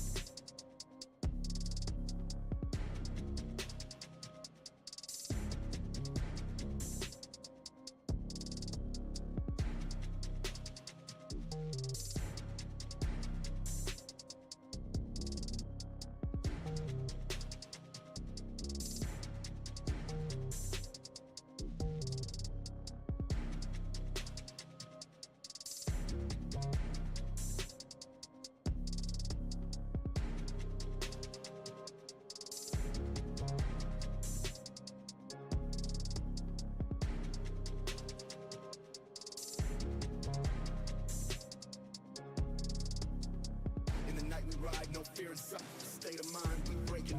In the night we ride, no fear inside. State of mind, we breaking. In the night we ride, no fear inside. State of mind, we breaking. Yo, we thuggin', never gonna stop. Yo, we thuggin', never gonna stop. In the night we ride, no fear inside. State of mind, we breaking. In the night we ride, no fear inside. State of mind, we breaking. In the night we ride, no fear inside. State of mind, we breaking. Yo, we thuggin', never gonna stop. Yo, we thuggin', never gonna stop.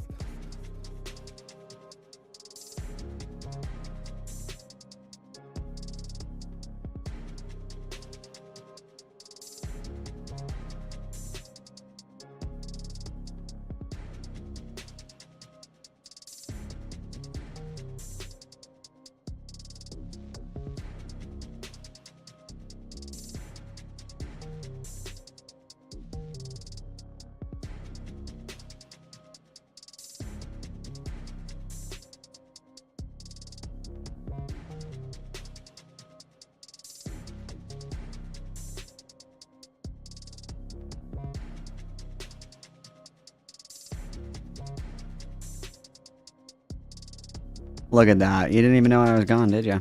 You didn't even know. Didn't even know. Okay. Let's see here.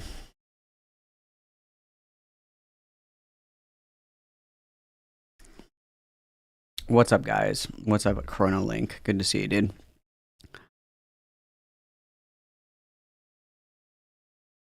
All right. Should we just go for it? Let's just lock in. Let's witness, guys. Before we witness, do me a favor, guys, and like the stream. I'm going to look right now. There better be an equal like to view ratio. I'm going to look right now. Oof, we are doing really bad, guys. We're doing really bad right now. There's 181 of you guys in here and only 66 likes. That means that more than 100 of you are fucking freeloading right now, and that's completely unacceptable. Just absolutely, completely fucking unacceptable. So I'm going to need you guys to go ahead and click that like button, okay? And then while you're down there, you can see in there that the Discord's down there, Kick is down there, merch is down there, beautiful sweatshirts. My personal favorite is intellectually lovable but intellectually disabled, okay? That is certainly in there, okay? So make sure that you check that out. There's stickers, t-shirts, and sweatshirts galore. Even a fun pair of socks for your capitalistic consumptions and desires, okay? Those exist down there for you guys, all right? With that said, we are going to go ahead and we're going to begin, okay? We're going to begin. For my layman in chat, Poppy Diabolicu, as Ethel likes to say, is somebody that we've covered pretty extensively here, you guys. Poppy is, wow. Where do we even start? I don't even know if there's a way to start, you guys. I don't know if there's a way to start. The best that I can do is refer you guys to other content. That's probably the best way that I can kind of synopsize this for you guys. I would highly recommend that you guys either take a break really quick and go and try and catch up on some of my coverage of this, or you go watch somebody else's coverage of this, because there's a lot. There is quite a lot, okay? Quite a lot of lore. Too Long Didn't Read. Poppy kind of blew up. Poppy was a very small, I wouldn't even say very small. I think she had like 17K at one point, YouTuber. She did like political commentary, shit like that, transgender, mental health kind of stuff. Shit got blown up because she had a Discord relationship with a woman named Snowflake. They met up over Christmas. They banged. After they banged, Snowflake broke up with Poppy, and then she decided that that was rape by deception to get broken up with after sleeping together.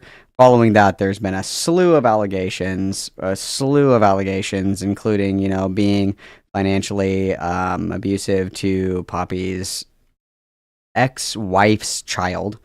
Ex-wife died in a horse riding accident. I guess widowed, whatever.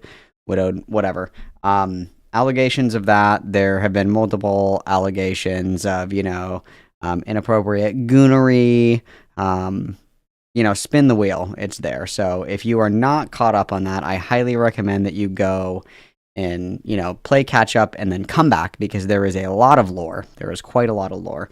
At some point, somebody made a flowchart with all the adjacent characters. We have extensively covered Poppy.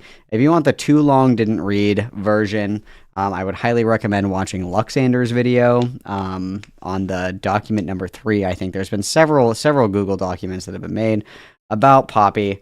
This is the newest one, so we're gonna cruise through this one really quick. Okay, we're gonna cruise through this one and see where it takes us, you guys. We're gonna see where this takes us. All right, so let's party. After we're done with this, I will drop the link so you guys can read it yourselves. Okay. So, this is Poppy and Xena Abusive Hypocrites Introduction. Hello, everyone. My name is Melina, or Mylena. I don't know. Don't come for me. I'm one of Poppy's exes. I'm also known as Ms. Melina, Transpersian, and several Trumpian nicknames from Poppy, including Great Valia, I don't know how to say that word, and being the head of the, quote, League of Evil Exes. My nickname is Discount Calvin Guerra. I don't really like that. I could go for a better... I could go for like a better one. Oh, this is the hub. Okay, where's the... Well, this is the TLDR. We'll do the TLDR really quick. We'll do the TLDR. That's fine. My nickname was Discount Calvin Guerra. I didn't like that. But that's okay. So for legal purposes, all testimonies and commentary in these compiled documents are allegations and opinions. Any edits will be obvious and for the purpose of respecting confidentiality, the relevant content of the screenshots and otherwise unedited. I will swear on that under oath if I have to. This is our TLDR here, guys. Poppy, parentheses, trans femme, she, her, currently freelance licensed therapist, and her partner, Xena, transmass, they, them, unemployed, former camp counselor, ran a YouTube channel, Wholesome Degenerates, and a Discord community, The Foundation. They position themselves as authority figures on mental health and relationships and safe spaces for mentally ill queer people, especially those with BPD and or plurality/systems. Plurality and systems is DID shit.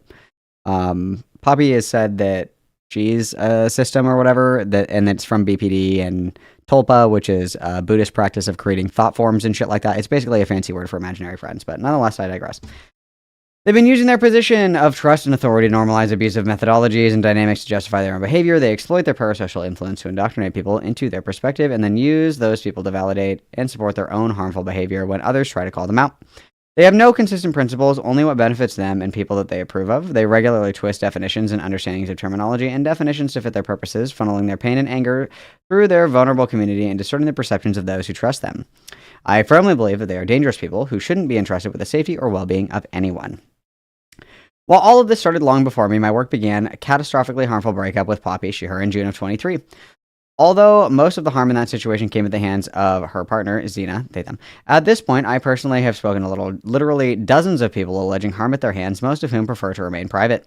I've compiled several documents chronicling their online or their abusive behavior, alleged or otherwise, and whatever evidence I've been able to gather, so I figured a central collection that is not Twitter would be useful. If you're new to the situation, I'm sorry for what you're about to learn. Fucking based and true. Remember, guys, it always gets worse. This document will serve as a bird's eye collection and a guide to the major docs that I've written on the situation so far, including links to some of the supplementary commentary and information listed sequentially. Before continuing, I need to say a couple of important things. Content warning: many forms of abuse, emotional abuse, financial abuse, coercion, gaslighting, invalidation, extensive discussion of SA and rape, sexual harassment, weaponization of trauma and diagnoses, and much more. This is directed towards partners, friends, family, fans, strangers, etc. These documents are full of upsetting information. Please take your time reading through these. It's emotionally difficult content, and there's a lot of it. So please prioritize taking care of yourself. It only gets worse than you think, and I've put plenty of headers so that it will be easy for you to find your place again. And please feel free to reach out with any questions. Transpersion on Tumblr, Ms. Melina on Blue Sky, and Discord. Barring confidentiality agreements, I'm an open book, and I'm happy to have civil conversations about any of this. So the docs, how to use this document. So these are all of them. So where to start? I know this is a lot of information to go over, so if you're not committed to it yet, the best introduction is Abusive Hypocrites Part 2. This document not only goes over their most recent bad behavior at the time of writing, but specifically goes over important examples of how they handle their relationships across ranges of context. It is a long document, but most of it is screenshots that can be easily read in 1 to 2 hours. If you still prefer an alternative reading, I recommend a Luxander's stream first under the other resources. As a starting point, even if you read the doc on your own, the stream itself contains enough value separately from the document to provide for me to highly recommend watching it anyway. It provides valuable personal perspective on relevant subjects such as BPD, DBT, and POTS, and domestic violence. So, Abusive Hypocrites Part 1, published 8/23. My account of the conflict that ended my relationship with Poppy and Xena. Somehow they still cite this as the reason I've pursued this for so long. It was originally intended for friends of the community I'd been maligned to, so it's more written as a personal account of a case being made. Abusive Hypocrites Part 2 is an overview of the public information available so far about PZ's conflict with Snowflake. The alleged, quote, rapist, act who, in Poppy's own words, was labeled as such for breaking up with her afterwards. Dormu, a teenager who alleged that Poppy flashed her in person and the subsequent target of a vendetta by PZ community. And Spawn, Poppy's child, and Xena, occasionally, depending on where the label serves the narrative of the time, who provided testimony and screenshots of their group chats. The doc also includes relevant examples furthering their behavior regarding BPD, mental health in general, and parasocial relationships. The following docs are referenced in Abusive Hypocrites Part 2, so please read them for full context as evidence. They're more thorough than I can make them. So Polyamory Part 1 is the Snowflake logs. This is a big, fat, fucking long collection of all of the logs from Snowflake and Poppy's relationship. Not all of it. Brevity is an art that very few people know how to do. But either way, yeah. So PZ's kid, this is the document that documents pretty much all of the alleged abuse against Poppy's kid. Spawn is like what's the word I'm looking for? Like a handle or whatever the fuck to protect anonymity, but Poppy has no problem name dropping the fucking kid anyway, so it doesn't really matter. Polyamory 2, is Poppy asophobic? Answer, yes. If you don't want to fuck Poppy, that is a personal offense. That is a personal offense. The fact that you, dear viewer, do not want to fuck me is wrong and immoral, and you're evil, and I hate you, is basically the TLDR of that. And then Polyamory 3, Poppy's para-social media presence. So yeah, okay. So this is... Malcolm, click the sidebar. Okay, I will. Let me... I'm reading. I'm doing the TLDR. Leave me alone. Okay. So this is Polyamory, document number 4. Yeehaw. Let's get into it. Yeah. Okay. So we are down here. This is Poppy Part 4. Okay. I'm here. So that's the TLDR. You guys are welcome, okay? If you prefer this in video format for the TLDR, if you don't want to sit down and read all of these fucking documents, I read all of them. You're welcome. So, down on my YouTube, go down to the bottom, scroll. Go ahead. I literally just clicked it. I'm right here. I'm literally right here, bro. Okay.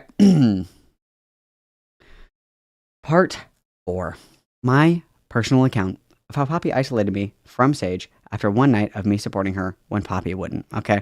This is referring to an event where Sage tried to redact it. And, yeah, she tried to redact it, and then obviously everybody who was in polite company in the same friend group with Sage was like, don't do it, we're going to get you some help. And then Sage was like, why did you guys not tell Poppy that I was going to kill myself?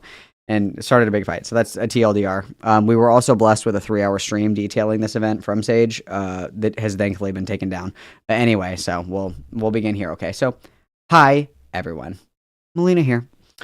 Been a while. For legal reasons, I need to make it clear that this document is purely my account of my perspective and my experiences with the situation. While Sage is a major element of this document is not about Sage. And Sage is a former partner of Zuby Poopy. I think that was honestly probably the longest one that survived in the Poppycule. It's like fucking Survivor out here. Bitches are getting booted off the island left and right, okay? Sage was the one that was in there the longest, okay? Sage was the longest surviving member of the Poppycule. Sage is no longer in the Poppycule. And then I will preface, as always, whenever we cover any of this shit, okay? Whenever we cover any of this shit, if you are in my community, if I see you fucking with these people, if I see you, messaging them, harassing them, brigading, any of that shit, if it's revealed to me by any medium at all that you are doing any of this shit, you are banned from my community and any community I have access to till forever, okay? Don't tap the glass. Don't tip the cows. They have a shovel and they still have dirt beneath them. Allow them to dig. They will do it without your help, okay? You do not need to help them do it. They will do it on their own. So, viewer beware. If I see you and I know that you're in my community, or if somebody proves to me that you are in my community and you are doing this shit, you're gone forever. I don't fuck with any of that. No targeted harassment, no brigading, none of that shit, okay? If you want a tee-hee-hee girl time, I don't give a shit. But as soon as that crosses into harassment, brigading, any of that shit, you are gone, okay? Adios. Adios, mamacita. Okay, so write that down. Okay, this is about this is about how Poppy reacted to a very positive interaction I had with Sage in a moment of her need. I've been wanting to talk about this for nearly 2 years, but previously it only made sense to discuss it in the context of Sage's attempt, which has been kept in private out of concern for Sage's well-being. However, with Sage's recent exit post, I feel providing my personal account of the specific night will offer some potentially, hopefully, helpful context of how the beginning of PZ's relationship with Hella appeared to someone else close to the situation at the time. So there was an overlap with Hella and Sage. I truthfully don't know. I could be wrong. I think Hella's in here. I don't remember if there was like known overlap, but there was overlap. And so it's detailed in one of Sage's 27 fucking 13 Reasons Why blog posts that she was like in the fucking psych ward, and Poppy called her and was like, "Oh my God, Queen, like, how are you? Hope that you're fine." And Hella was there visiting Poppy. So your polyamorous harem, you know, you have your hoes coming and going while one of your hoes is in the fucking psych ward for trying to kill themselves, and you conveniently call them while, you know, another your other hoe is your side bitch is right there. Very, very, very, very, very inappropriate. Hella also said that their apartment was like a bomb went off in there, and I don't doubt that at all. You guys think that J.K. Rowling has black mold poisoning? I don't know. I think that's going to be Poppy, guys. So anyway, context. I will sprinkle in context as it is required, okay? And my word is my bond. If you don't trust me, you can go back and watch any of my previous coverage. I am a human being. I do have fallible memory, okay? So I may or may not be remembering something 100% with accuracy. However, I do have a ridiculous memory for shit that is not important. Ask me my grandmother's birthday. I can't tell you. Ask me what day Poppy went to go and see Snowflake. I can tell you. Ask me in what episode of American Horror Story Devil's Night occurs in Hotel. I can tell you. Okay. Ask me to recite a single line of dialogue from The Village, M. Night Shyamalan's Village. I can do it. Okay. So take that with a grain of salt. Okay. Take that with a grain of salt. Okay. However, Sage's recent exit. I already read that. Okay. Or did I? Where was I, guys? Oh, fuck me. I'm so stupid. Okay, sorry. In the larger scope of things, this offers additional insight and backing into how Poppy's paranoia plays out with polyamory. Additionally, on the off chance Sage reads this, I wanted to see what Poppy was doing to cut off her resources even back then. It's part of why I've had the perspective I've had on the situation for so long. Even if I've been incorrect, I hope this will educate some of you why I felt the way that I have. There are no explosive revelations here, I think, but it still adds significant context that might be helpful. So we're going to give a big boo hiss if there's not a big fucking nuke in here, because that's what I've been waiting for patiently. Okay. One other thing that I wanted to say really quickly is that Poppy has recently said that she's done with polyamory. She's not doing it anymore. Thank God the hoes are safe. She also said, everybody get ready. She also said that she's not dating trans women anymore. So like a huge number of people are now safe from the polycule. Okay. So many people are safe right now. So give them a hand. Let's give a hand for all of our girls who are now safe. Okay. Beautiful. Okay. This isn't polyamory. In April or early April of 2023, oh my God, that's almost 2 years ago, you guys. Happy anniversary. Poppy and Xena told Hella they were dating her, and she went, "Oh, okay." They'd been telling Sage that the relationship wasn't progressing past the ERP with Poppy, which stands for erotic roleplay, which don't sext, guys. It's cringe, okay? Don't sext. It's terrible. You know in Black Swan where she writes horror on the mirror in lipstick? That's what happens when you sext, okay? Don't do it. It's cringe. It's degenerate. Don't do it. Don't send sexy texts. Don't do it, okay? So it came as a shock when let me try that one more time. So it came as a shock to her when she had heard it mentioned by a friend that PZ and Hella were dating. Sage reached out to Poppy to ask about it, and Poppy promised her that they'd talk about it the next day, Saturday, April 8th. This is when Poppy first reached out to me about it. So Poppy says, on the 8th of April at 4:36, I got this from Sage, and it's an image, and it says, so this came to me, not to me and ZZ. More Xena erasure. Something that also really cramps everybody's style is that, or everybody's style, that really cramps Poppy's style is that there's Xena erasure, okay? Everybody talks shit about Poppy. Not enough people are talking shit about Xena, okay? And that's because Xena is like a quiet fly in the background of all the streams. Xena never really says anything, so that's why. So if we're talking about Xena erasure, that's what's happening, okay? The image in question. So Sage says, hey, I need something cleared up. 2 times now someone has casually mentioned that you and Hella are dating to me, and this is the first I've heard of it. I was under the impression y'all were just doing ERP. Have things moved beyond that? I don't know about you, but this seems like a pretty reasonable response to me, especially considering the circumstances. While the rest of this isn't exactly necessary, I think it's important to show how others responded when Poppy talked about Sage. I'll admit I'd also like to provide proof that this is how I engage with them on the topic. And so this has been a continued allegation here that we're doing unethical polyamory, you guys. Unethical polyamory. We have too many Discord kittens lined up, okay? There's too many Discord kittens mewing in the in the cat crate, okay? In the cat carrier. If you want to do polyamory, I, again, will caution everybody against this. I would say that polyamory works for like 0.01% of the population, okay? If you want to do polyamory, you have to be very open and explicit with the relationship dynamic that you have going on. If you're starting to like see somebody or date somebody or fuck somebody else, that you have to talk about that. Like, you can still be a trollop and a cheating whore in a polyamorous relationship, right? And I would consider this to be a sense of cheating, right? If you're in a polyamorous relationship and it's like, oh, by the way, I'm dating this other person, it's like, what the fuck are you talking about? I would consider that to be a breach of boundaries, okay? A breach of trust and consent, all right? Personally. Okay.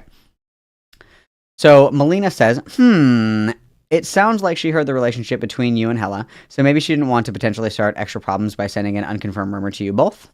And then Poppy Diabolicu says, so backstory of this, we hadn't talked directly to her yet, but the fact that we were dating Hella, partially because things didn't feel solidified yet, and partially because we were under the impression that she already thought that Hella was interested in us.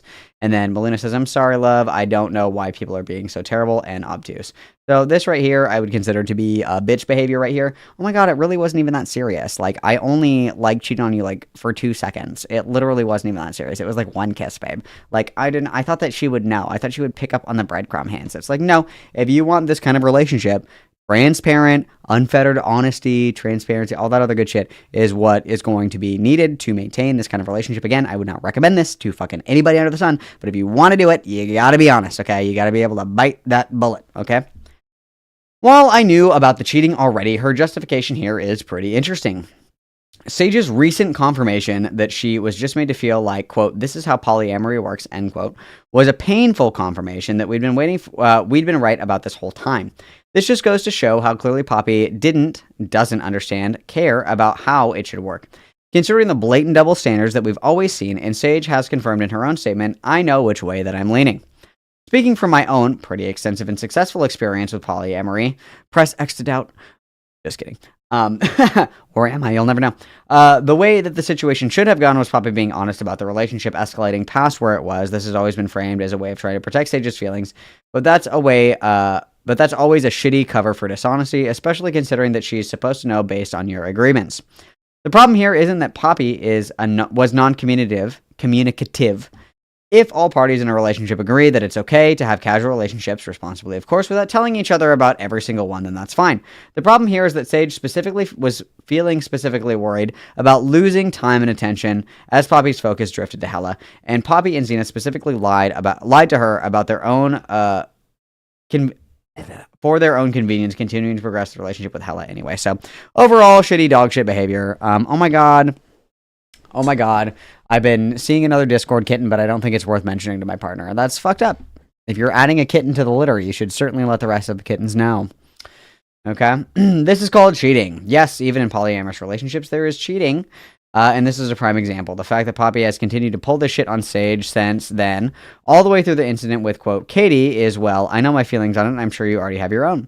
So Poppy says, this has been discussed multiple times, and we had already expressed interest as well. So to us, it seemed like an inevitability, and we hadn't had the chance to sit down with her yet. And apparently a couple of our friends went behind our back and had checked in with her to see if she was okay with thinking about... Punctuation wouldn't kill. It really wouldn't hurt. To see if she was okay thinking that it was about that and that it hadn't been informed yet, which means that this created unnecessary drama. Drama is when I cheat on my Discord kittens. True. Part of the reason I hadn't gone to her yet was because I was worried about her mental health and wanted to tell her myself, preferably over video. And then Melina sends my honest reaction to all of this. And then Poppy says, and even more preferably in person. Somehow here, Poppy seems to fully understand the importance of communicating over VC or in person rather than via text. Weird. If you don't get the reference, check out Abusive Hypocrites Part 1. I'm tired. Me too, bitch. Me too. But let's break down her excuses for not talking to Sage about Hella yet. Sorry, I hadn't talked to Sage, quote, directly yet. Things didn't feel solidified. They thought that Sage had already thought Hella was interested in them, discussed it multiple times, already expressed their interest, seemed like an inevitability, and hadn't had the chance to sit down with her yet. Notice how this is just dancing around a very simple issue. This is how it should have worked. 1, the relationship with Hella started escalating, not hiding it from Sage. This goes double for the sheer fact that Sage expressed insecurity about it before Poppy lied to her to reassure her. 2, at the very least, discussions with Sage as things reached a potential relationship status that should have happened. When the relationship started, Number 3.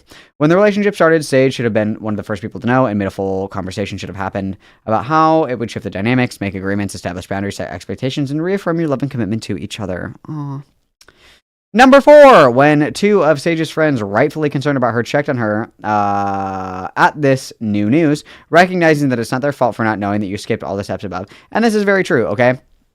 If I start going out on dinner dates with some random girl named like Becky or some shit, and I'm going on dates and I'm like very obviously interested in Becky, and then my wife like texts my friends and it's like, yo, like what is up with this Becky bitch? And everybody's like, oh, I thought that you knew. That's not their fault. That's not their fault. That's my fault for not being clear about Becky. Okay. That's my fault about not being clear about Becky. All right. Like, it is nobody else's fault than your own that you are not transparent and honest in a relationship, right? If your friends like let the ball drop that you've been an adulterous whore this whole time, that's not your friend's fault. It's your fault for being the adulterous whore. Okay.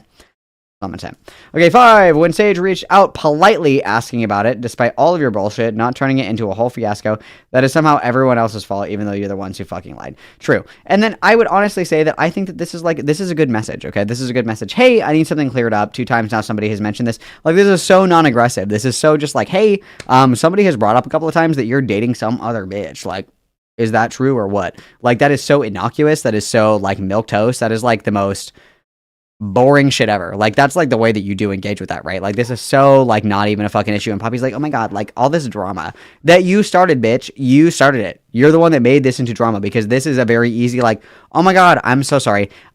Things kind of progressed faster than I thought that they were going to. I wanted to talk to you on voice or in person, and I honestly just didn't get around to it. That's my fault. My bad. I should have been more direct with you. My mistake. Like, wow. Accountability, apologizing. We don't fucking know her. We don't fucking know her. You know what I mean? Crazy. I don't know who that is. Okay. All right. As for that last one about, quote, not having had a chance to sit down with Sage, it had been 4 days. No Chick-fil-A sauce? It's 4 days of you fucking some other bitch or ERPing with some other bitch, and you just conveniently forgot. This is ironically the meme where it's like, I didn't mean to cheat on you, babe. Like, I fell. And as I was falling, there was a stick that was like right here, and it like pulled my pants off as I was falling. And then this nice woman tried to help me, like stop me from falling. And as she tried to help me, she sneezed really hard, and her pants also came off, and it was like super fucking weird. And it happened really, and I don't even know, like, and I didn't even like it, but it just happened, you know? It's like, that's what this is. That's what this is, which is crazy. Oh my god, hi Obilk, love you, queen. We're reading the new Poppy document. Welcome. Oh, okay. They definitely had the chance to discuss it with her. They were just avoiding it because they didn't feel like dealing with it. And let's remember that these bitches are terminally online, okay? These are the people that spend like 8 hours in fucking Discord voice calls a day, somehow. Like, and you didn't have time. I didn't have time to like sit down in between all of my furry gooning and ERPing with my Discord kittens. I didn't have time to just be like, by the way, I'm dating somebody else. We didn't have time for that, of course. That's not even assigning, that's not even a sign intent. Poppy told me as much later, making it clear that her own anxiety about controlling the situation was the most pressing issue to her. This is not surprising. This is not surprising. Melina says, why the fuck would people think that this was the best way to approach the situation? Also, while this seems like an inappropriate moment, congrats. Hella seems like a delightful and sweet person. Oh, hello, let's go, queen.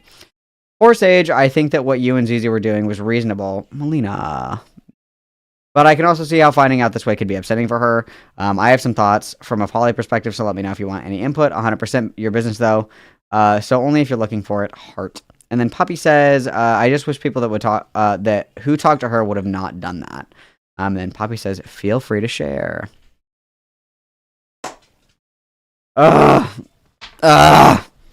Just Just do the right thing the first time, and you don't have to get like constructive criticism. If you guys hate constructive criticism, do the right thing the first time, okay? If you guys hate being criticized, it's like the worst, right? I also hate being criticized. Who amongst us loves it, okay?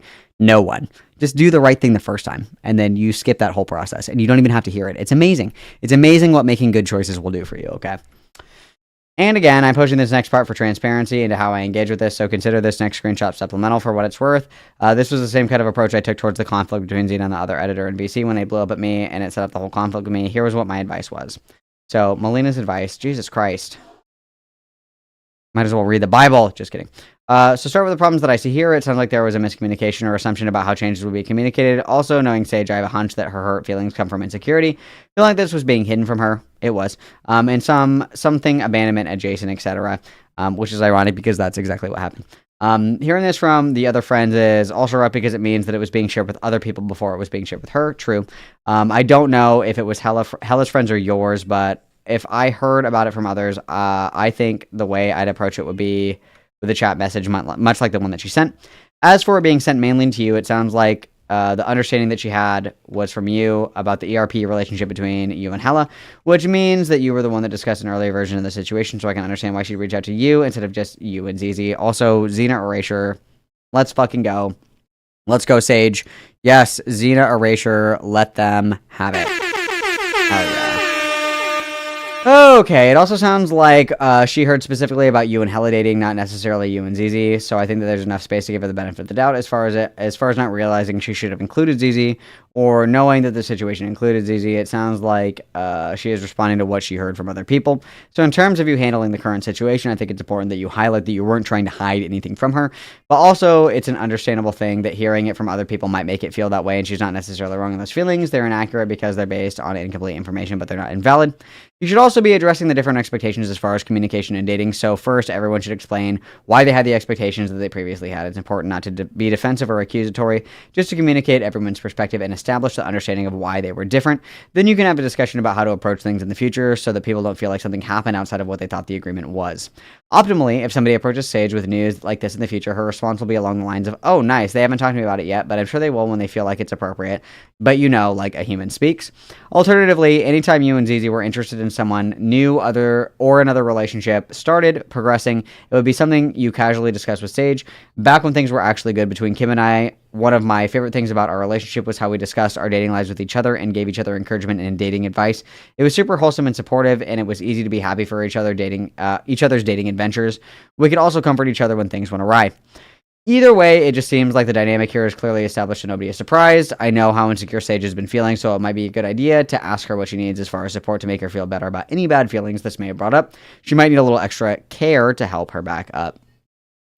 It can be easy for insecurities to make conversations like this, feeling like Sia or damage control. It's good for whatever you can remind her that this conversation isn't for either of those. It's because you care about her. Not sure what that would look like, but I think it's a good idea to just remind her that you both care. And then Poppy says, trans heart. No, I would agree with all of that. To the irony of Poppy agreeing with all of the concept but not following any of it ever. This is a good, like, shut up, bitch. Like, this is like a, wow, I'm so happy that happened to you. Or also, I'm so sorry that happened to you, but I'm not reading all that. That's the response that I hit him with. I hit him with that, That's what this is. That's what this is, okay? La la la. So whenever they try to pull some garbage about me being, quote, bad at polyamory, or, quote, not knowing what I'm talking about when it comes to poly, I welcome you to read the above and compare it to how PZ have handled literally any of their romantic relationships over the past 2 years. Polyamory or otherwise, I wouldn't trust these people to be in a relationship with an AI chatbot, honestly. They would, like, verbally berate the AI chatbot for not sending enough sexy pics, I guess, but whatever. Yeah, this dog's a little pettier. Cut a girl some slack. I've been through a lot here. Anyways, the calls. Poppy would later say it was due to anxiety, but whatever the reason, instead of calling Sage like she promised, Poppy decided to have a big group VC in the foundation to discuss the matters with her inner circle. Love that. She did this without telling Sage that she wasn't feeling up to a conversation that night, but she could see the VC and got the ping for it. Sorry, I'm so tired. I have a really bad headache. I can't chat tonight. I'm just not in the mood. Migraine. I'm sorry. I can't have this really serious, important conversation about the future trajectory of a relationship and potential cheating that may have occurred. Anyway, guys, at everyone, get into Discord BC. We're going to talk about Yellow Jackets. Love that, dude. Wow. Wow. Wow. Woo. All in all, there was around 10 of us in there. Sage joined after a bit and stayed quiet. She looked despondent and distracted for a while before dropping off. While I would later find out that this was a common occurrence in group VCs with Sage, which is not even remotely the reassurance that PNZ thought it was, I'd spoken with Sage intermittently over DMs for almost 2 months. I'd been in the server, so I reached out to check on her, and I found her in crisis, teetering and spiraling, ready to self-harm. Out of respect for Sage's privacy, I'm just going to post this small snippet for the record to show what those were and how long the call lasted. So Sage says, I appreciate that. I'm willing to call, but I'm having a hard time verbalizing things. Melina says, that's okay. We can see how it goes. Would you rather stay off of camera, or would it help seeing a face? I've never been on camera with anyone I met online before, so I hope you feel at least a little bit special heart. The Dark Riz. I'm just kidding. Sage says, if you want to have yours on, I don't mind. I'm just not on my computer, so having mine on is a bit of a chore. And Melina says, okay, no worries. We'll stick with voice. And then they had a 166-minute call. Oh my god, that's literally me on the phone with Xfinity, dude. That's literally me on the phone with Xfinity. That's literally me. Oh my god, I feel so seen. I think generally blanket advice here, you guys. Blanket advice here, okay? And I'm just gonna say it. I'm just gonna say it, okay? Everybody get ready. Everybody get ready for a Malcolm hot take, okay? Everybody get ready because you're gonna get mad, and that's okay. If you're in a relationship with somebody and somebody is like talking about wanting to hurt themselves, somebody is wanting to talk about wanting to kill themselves, somebody is wanting to talk about harm themselves or others, you believe that they are a danger or a threat to themselves or others, just call the fucking cops, okay? I don't want to hear any of this ACAB bullshit. I don't want to hear any of this transgenocide bullshit. I don't want to hear any of that, okay? If you truly believe that somebody is at risk of killing themselves, that you know, or you truly believe that somebody that you are close with or in a relationship with is at risk of harming others, okay? Just literally report that shit, okay? You are not a therapist. You are not their caretaker. You are not the person that is supposed to be, you know, their saving knight in shining armor, okay? You should be getting this person help in every way that you know how. Even if that means interrupting the act and making them go on a little grippy sob vacation, okay? That interrupts the act, okay? That needs to be done, okay? We need to stop playing Save a Ho, all right? We need to stop playing Captain Save a Ho with everybody, okay? You literally, if somebody is acting like that, if somebody is in crisis like that, you don't have the skills to handle that, and that's okay. That's fine. That's not a failing on your part. It is your responsibility to help them connect with services that can help them, including immediate stabilization, okay? Don't feel like you're fucking shit up. Don't feel like they're going to be mad at you. Don't worry about that. If they're dead, it doesn't matter if they're mad at you or not. They are dead. Okay? That is, okay? Just end of discussion. If somebody that you know is threatening, you know, to harm themselves or others, and you believe it to be a credible threat, I'm not just saying like, I had a terrible day at work, I'm going to kill myself. I say that shit all the time, okay? I'd be pretty pissed if I got, you know, a knock on my door and it was like, I heard that you had a bad day at work. Are you trying to hurt yourself? And I'm like, no, bitch, I'm just dramatic. That's all it is. I'm a drama queen. I don't know what to say. Okay, that's different. But if somebody is truly like, dude, I'm at the end of my rope. I'm going to do this. I literally can't handle it anymore. Goodbye. Immediately contact emergency services. Immediately, okay? They're going to be mad. They're going to be mad. They're going to be upset, whatever the fuck. Let them be mad. If they're mad, they're alive, okay? If they're not mad at you, they're dead. That's a problem, okay? If you don't have the ability to deal with that, which you do not, even if you are a therapist, even if you are a crisis worker, even if you are, you know, a first responder or whatever the fuck, that is not your role with this interpersonal relationship, okay? There's a reason that doctors don't treat like their brother. There's a reason that therapists don't do therapy with like their cousin. You know, don't do it. Just don't do it, okay? Just help them out, okay? Help them out, okay? So the call lasted from 9:36 p.m. to 1:22 a.m. That's one Lord of the Rings movie, okay? One Lord of the Rings movie. Ask yourself, do I want to be playing Captain Save-A-Ho, or do I want to be watching The Fellowship of the Ring? I think the answer is pretty easy there, but you guys decide, okay? I genuinely urged her to speak with me over VC before she hurt herself. I eventually got her to accept. She was still relatively new to her BPD diagnosis and polyamory. So over the course of the following 3 hours, we had a great conversation exploring general tenets of managing polyamorous relationships and BPD symptoms. I was very careful to avoid saying anything specific regarding their relationship outside of encouraging her to be more communicative and to remember that PZ were very busy. At the end of the call, Sage thanked me and said that she felt much better. She told me that the conversation had helped her a lot, and I welcomed her to reach out anytime, whether it was for BPD, solidarity, and support, or just a gaming buddy. What followed is how Poppy reacted. So here, I'm so excited. Yes. Okay, so we get all of the altars. Okay, so again, actually, give me 1 second. I believe that I have these screenshots. Give me 1 second here. Brief intermission. Allow me to find these quickly. Dead air. Is it in here? Yes. Oh, fuck. So, Poppy has all these altars. Okay, Poppy has all of these altars, obviously. Okay, here we go. Boom and boom, guys. Wow, look at me go. Wow, I'm so meticulous. I'm such a good, I've been doing so good about bookmarking stuff and saving stuff because I'm always like, I should have saved this. And then I don't. But I've been being so good, you guys. I've been being so good, okay? Being so good. Okay, so this is Poppy talking about her altars, okay? So she says the little coin means that this is the altar penny, okay? So there is an overlap between what we define as, quote, a headmate and altar and what is commonly called a thought form / tulpa, but y'all are not ready to have this conversation. So penny in the air, a headmate or an altar is the member of a system or an alternate personality. This is what people colloquially use to describe either DID, dissociative identity disorder, previously multiple personality disorder, or OSDD, which is like a very broad, really stretching the definition umbrella of dissociative symptoms that don't neatly fit under a dissociative diagnosis. And then in the middle, we have penny drops, which is the altar, obviously. And then a thought form or a tulpa is a psychic or a psychological construct based on intentional mindfulness. So imaginary friend is what that is. And then Poppy says, there seems to be a debate in the plural community about BPD-based systems, but it seems the no side is most conjecture of misunderstandings of BPD and how strong Criteria 9 is. As far as disassociating my BPD and my spiritual training is a big part of why Penny exists. So reiterating again that we actually just have imaginary friends. We don't have, like, DID, okay? So, Penny is one of the altars. Melina, I would highly encourage in here that you put the age and species of this altar, because this one's the tiger shark, right? This one is, can we confirm or deny that this one's the tiger shark? I can't keep them all correct. One of them, I believe it's this one. This one is the spirit of a dead Thai sex worker who died from a drug overdose, and her spirit fell from heaven into the body of a tiger shark hybrid that has hallucinogenic vaginal secretions that are laced with MDMA and LSD.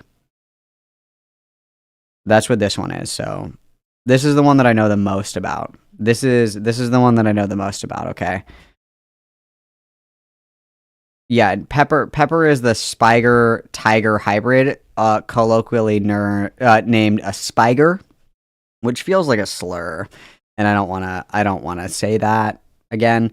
But yeah. So this is the dead Thai sex worker that inhabits the body of a tiger shark and has hallucinogenic vaginal secretions. So lock in. So Penny says, "Oh, I'm sorry. Wait. Oh, so this symbolizes that it's Penny because obviously it's a coin. Okay, it's a coin. So you can come back. We are done." And then Penny says, "I'll do a silly voice." No, I can't do a silly voice because it's a dead Thai sex worker. I can't do a silly voice. Fuck. Okay. Penny says, "Sorry, I was mad." And Melina says, "You were mad? I didn't notice." And then Penny says, "We thought you left because we were talking about Layla." I don't know who the fuck Layla is, so let's learn. Melina says, "Oh no, I didn't even notice. Sorry, I left a message in the chat about leaving to support someone. I reached out to Sage to check on her and see if she was open to having a call, so I'm checking on her right now." And then Poppy, not Penny, obviously the Penny is notably absent here, says, "Got it." And then Melina says, "What you told me about the relationship was strictly between us. There's other stuff going on too, but she wanted to discuss poly stuff. It's important to me to respect the boundaries and not share anything heart." And then Poppy says, "I would appreciate you not being in that position. I would really appreciate that you don't give any support to any of my Discord kittens, please. Please do not let them know what gaslighting is. It's really important to me that you do not let my Discord kittens know what gaslighting is." The British altar is Peppermint, and Peppermint is the one that's lost in the headspace, right? Peppermint's the one that's lost? Yes. The British one. Poppy is uncomfortable with me discussing anything remotely poly-related with Sage. This is weird to me. I understand that being uncomfortable with somebody discussing drama specifics, but here I am specifically saying that I'll respect confidentiality, even if Sage brings up poly stuff. That's not enough. Melina goes on to say, "Sorry if I worried you by leaving. I didn't realize my timing was so impeccable. LOL." Penny says, Poppy is avoiding saying she feels discomfort about Sage, talking to you about the poly stuff. It feels like a conflict of interest. She's also loath to admit that she feels BPD stuff about her possessiveness, and then I like that possessiveness is spoiled. Really love that. Penny goes on to say, I am saying something for clarity, so it's more confusion around communication. Don't ensue. Melina says, we can discuss that. I don't want to introduce complications. For now, we're not discussing that component so far. I'm more mentioning this piece because I want to be transparent in case it comes up. And then Penny says, understood. And then Melina says, also, I don't know if I mentioned it, but I've been speaking to Sage intermittently over the past few weeks. You should check on them. We have a lot of similar brain weasels. I don't believe I have, so I want to mention it now. Completely different relationship dynamic, though. I decided to bring this up now because it seemed like this is something that something she feels like she should be informed of with other people. While it seems very complicated, I'm new to this group, and this stuff is normal for them, I'll play ball. This, however, immediately shifts the dynamic in ways that Penny tries to articulate. So Penny goes on to say, originally, ZZ and Poppy were going to talk to Sage, but Poppy still is struggling a lot. No skin off my nose, totally cool. Poppy isn't aware and is feeling something about it. Melina says, I understand. I'm happy to talk about it more. Poppy means a lot to me. I don't want to jeopardize that. And then we have a Penny react to symbolize that Penny liked that. And then Penny goes on to say, I don't think it's bad, but I honestly can't tell. We have an agreement to transparency, so I'm allowed to speak about something she can't get words around. So don't feel like I'm telling on her, but she's obfuscating her feelings for me, so I only notice anxiety butterflies in our stomach. Melina says, thank you, I appreciate that. And then Penny says, you mean a lot to Poppy too. I barely know you, but she still thinks very highly of you. Wow. Big up for Melina. Big up for Melina. Okay, so Melina says, but if she feels like she doesn't feel like talking about it yet, it's okay. I'm sure we can talk about it when she's comfortable. Penny says, shrugs.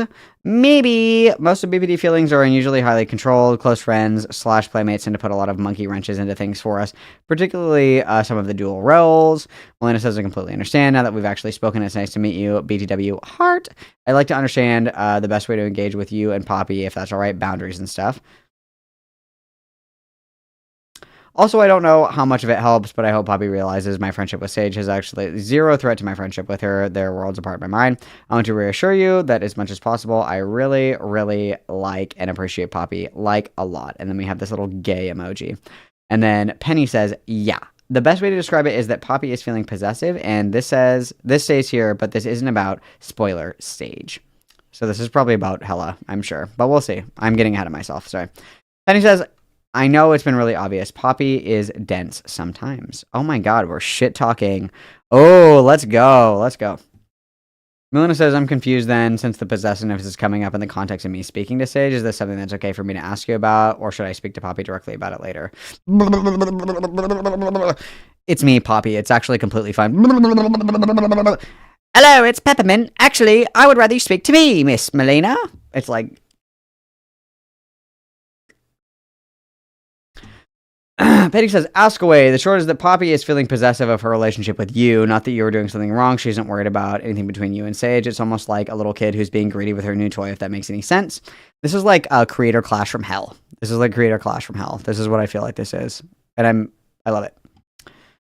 Melina says, so she basically doesn't want anyone else to play with me. And then this gay little face. And then Penny says, basically. And then Melina says, because Sage and I don't play. I mostly want to reassure her against her BBD thoughts. Eyeball emojis. And then Penny says, hey, I just work here. That's my line. That's my line. That's my joke. This is serious, you guys. This is my joke. Wow. Wow. Yeah. Wow. Wow. That's fucked up. Okay. Well, let's continue. At this point, I have been on video call with Sage for 1 hour. We have another gay smiley face. I am working to manage my feelings in this situation, given the BPD and all, on both sides.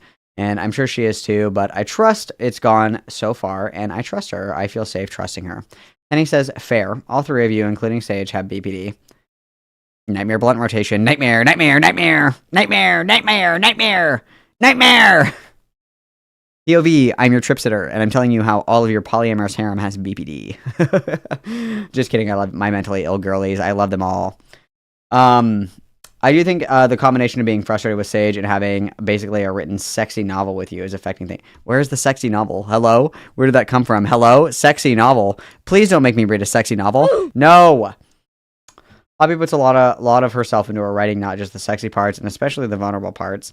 Melina says, I don't know if she's noticed, but I have too. I think she has. Penny says she does. And then we have another gay smiley face. And then Penny says, yeah, I guess she wouldn't have asked to RP with you without some kind of interest. Again, I'm not here to spoil or anything. I just know my other plays things too close to the chest in some ways. I don't even want to pretend to know what that means. I don't think she's as sly as she thinks. Winky face. I feel like we're both kind of intentionally playing dumb and keeping things reeled back to make sure that it doesn't rocket into the whole, quote, BPD fiery feelings burn out early thing, end quote. Penny says, that sounds accurate. Melina says, not, quote, playing dumb. Downplaying, question mark. Penny says, both could be applicable. I will say that she's way more excited for the story than she tries to let on. Like, Poppy RPs with a number of people she hasn't been this invested with in a while. Melina says, oh, I'm very interested. I wish I had more spoons to make progress.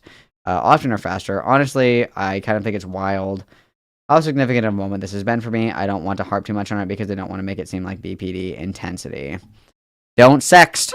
It's cringe. Cringing is sex. I just had a stroke. Help me. Sexting is cringe. Don't do it, you guys. So the too long didn't read about this is that Penny does tag me in, bro.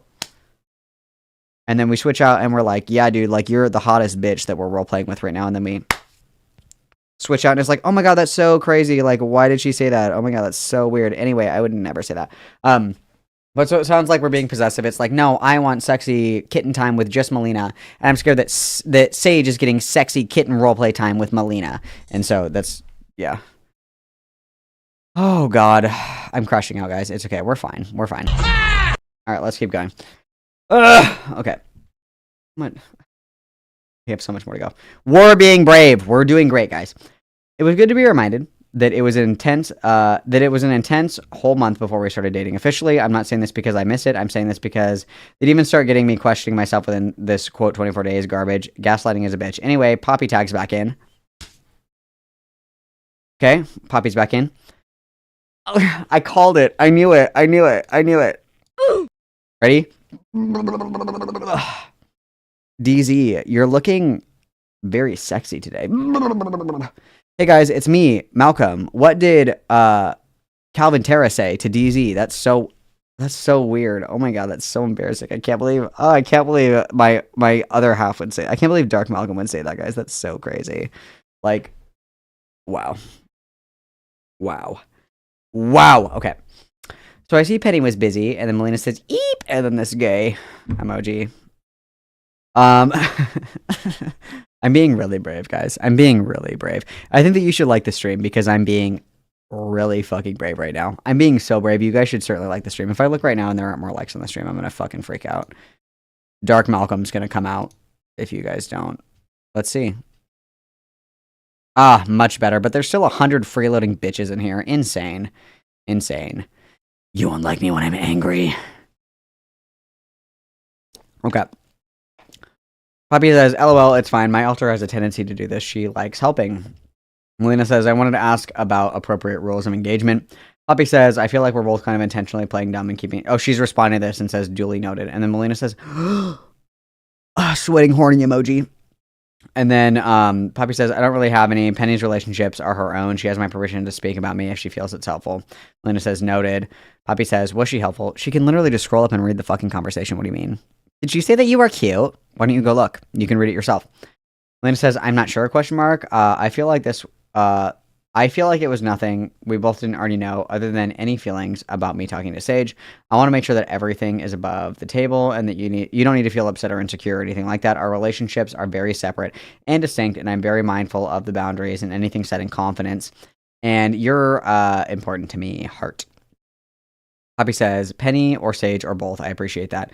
Melina says, Sage mainly, but either, whatever you'd like clarification or reassurance on.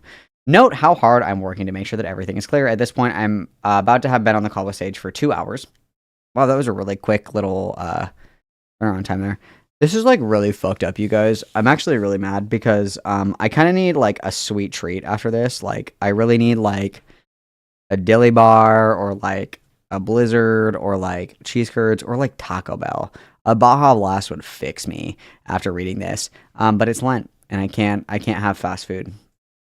And that just seems really, really fucked up to me. That seems really fucked up to me, honestly, but nonetheless, we persist, okay? Poppy says, I don't get to tell you or Sage how to interact. Melina says, I appreciate that, but I also appreciate that you may have feelings about it regardless. I want to respect that and address them however I can. Your feelings don't matter, or your feelings matter to me, and they're not mutually exclusive with what you have to say, what you get to have a say in. Poppy says, I mean, it might, but it still feels inappropriate to bring them up due to now putting you in a dual relationship with Sage, and it's frustrating me. Maybe sharing them in full can change people's actions, and I do not want to be accused of emotional manipulation. Too late! You already did it! Okay. Remember, this is Poppy a couple of years ago before she fully blasted off into the wilderness. It is interesting to look back on because this is an example of what I meant when I said that there was hope for her at some point, and I don't say that anymore. Because you can see her recognizing the elements of the problem even if she's not connecting them. The disconnect here is coming from the fact that she sees what she's doing is, quote, sharing her feelings in full. You'll see what this looks like below, but I think it's important to note that she does recognize the connection between her sharing her feelings and people feeling coerced. Unfortunately, I was acting too much in good faith and noticed the most glaring red flag, her not noticing the difference between people changing their actions because of new informations versus feeling coerced.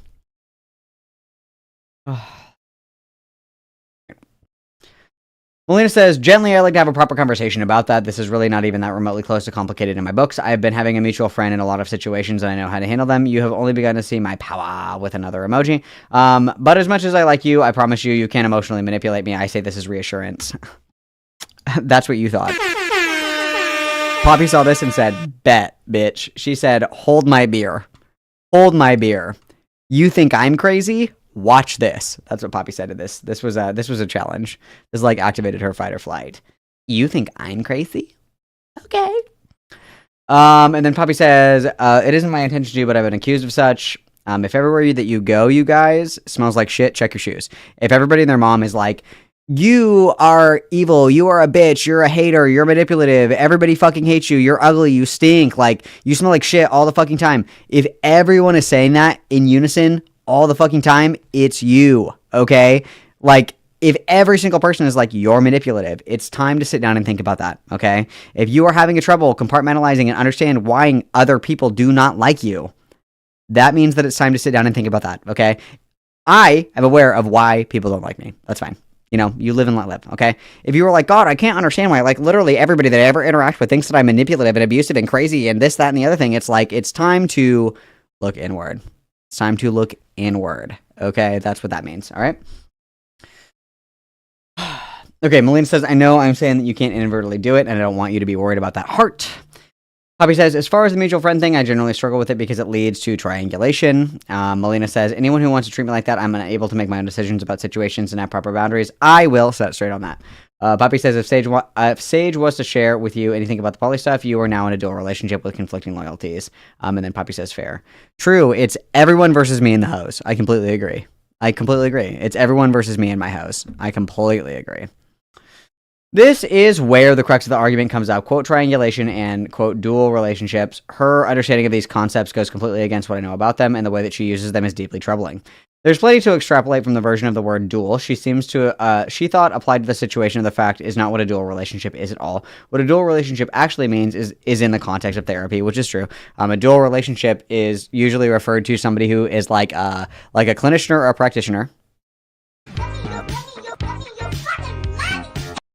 Qui te'n far donatet $2 truc superchat. We di therapy talk van clearly no therapy.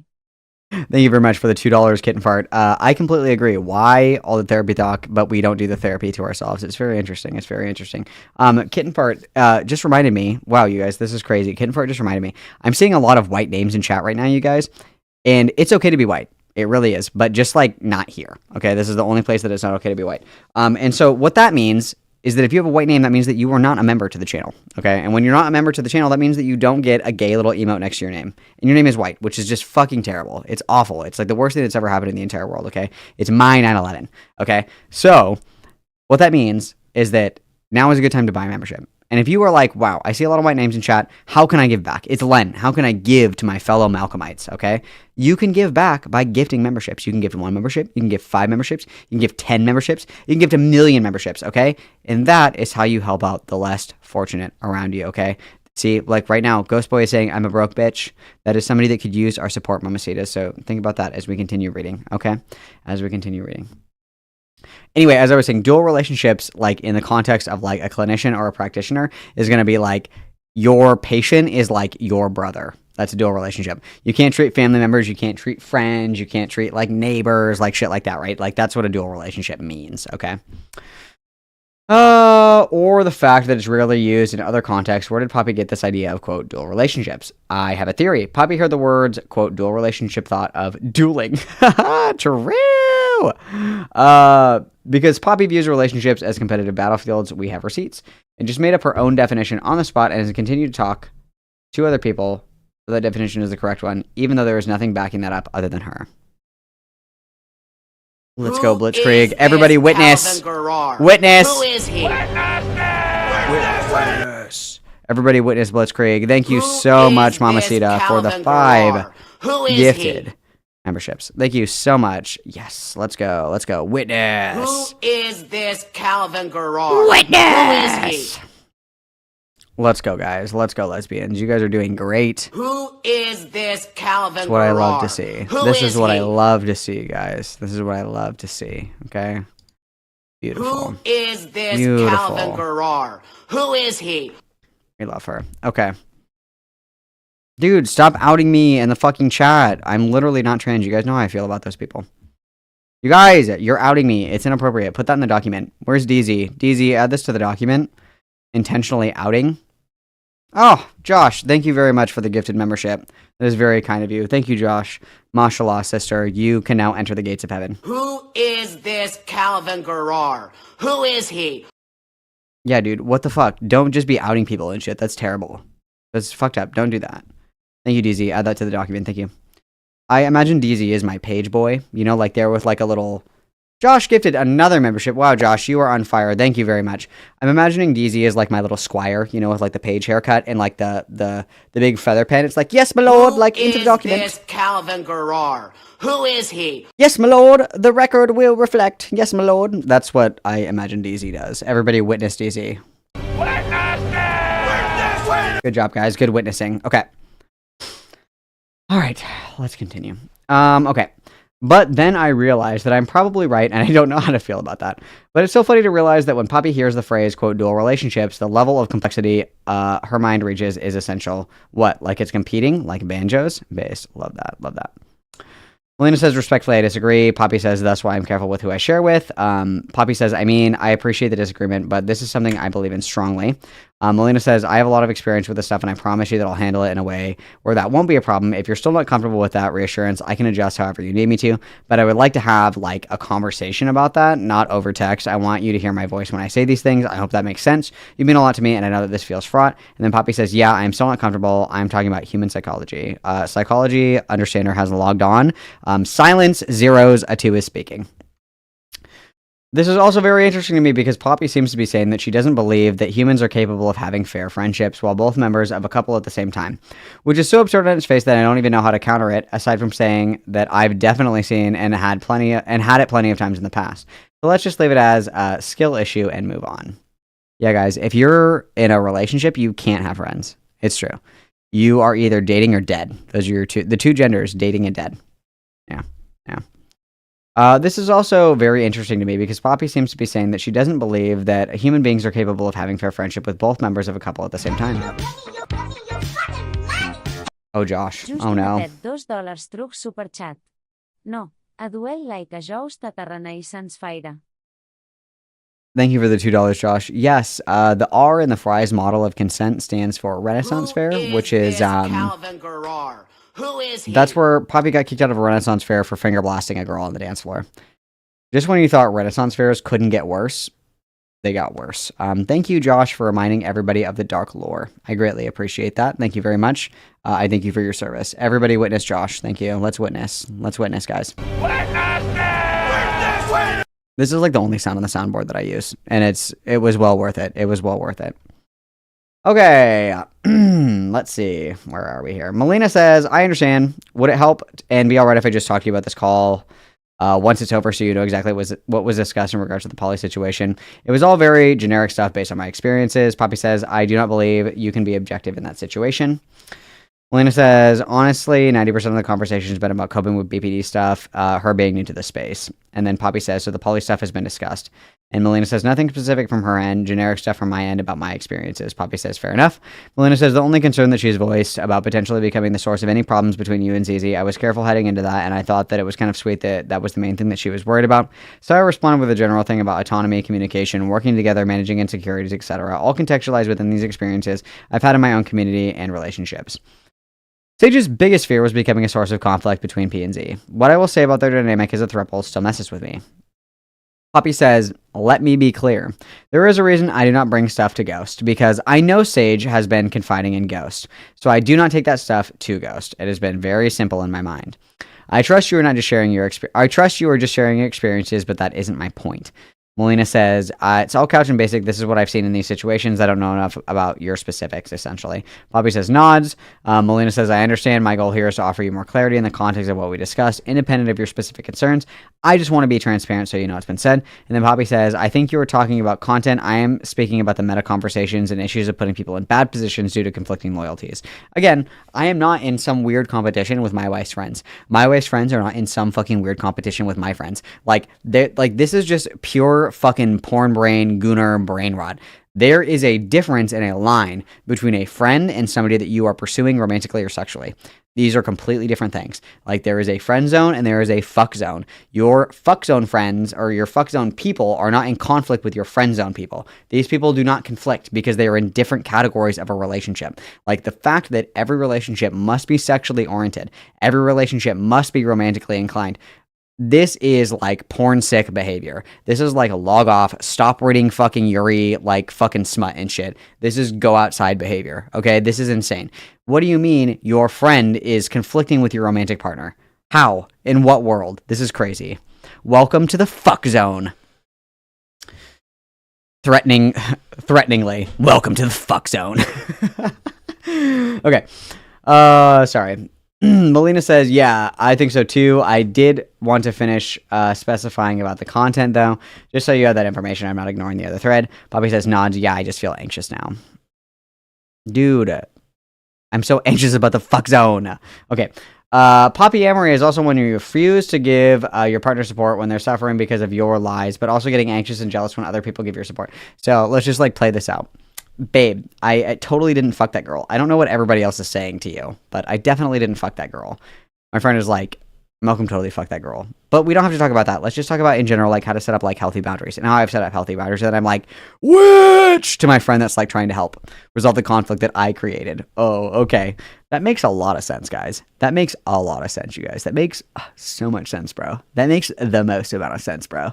Okay, cool. Part 3. The fear of the fuck zone. Melina says, I know, honestly, I really want to have a voice call with you or something because text is missing a lot of context. I care about you a lot, and I want to approach the situation like this with an amount of care that corresponds to that. Oh, you matter a lot to me, Poppy, and I don't want to make you anxious. Anything I can offer to help with that, I want to, and I'm confident that I can help with that if given the chance. And if I'm wrong, then this is a misstep, and I'll adjust my approach in the future to respect boundaries more appropriately. I hope not, but if I am, I will do what I need to be better heart. I feel like this is our first conflict, and we'll figure it out. Do you potentially have time for a video chat before bed? Poppy says, I don't know. I'll have to think about it. And Melina says, let me know. I get off the call with Sage at 1:22. For nearly the entirety of the call, I have been alternatively and effectively supporting Sage while also having this conversation. Just take a moment to consider how much that's been for nearly 3 hours at this point.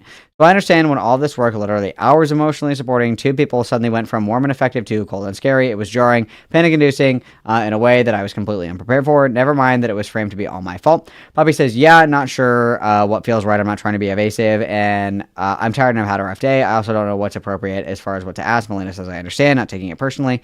Poppy says, I feel anxious. Melina says, then I would ask you not to worry about appropriateness and just ask. We're still, yeah, like, don't be anxious, like, literally ask about it. I'm super worried that you guys are saying horrible things about me. Okay, then ask. Oh my god, witness! Jesse coming in clutch with the 5 gifted memberships. Everybody witness. Who is this Calvin Garrar? Witness, Who thank you, is Jesse. That is so thoughtful of you. That is so kind. Thank you for giving back to the less fortunate of those around us. And I see that Anthony was gifted a membership.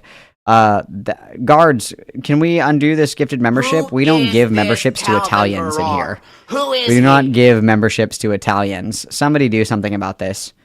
An Italian was just Who given a is membership. This is not Calvin acceptable. Garrar? Who is he? Unacceptable. Guards! Seize him! Guards. Who is this Calvin Garrar? Who is he?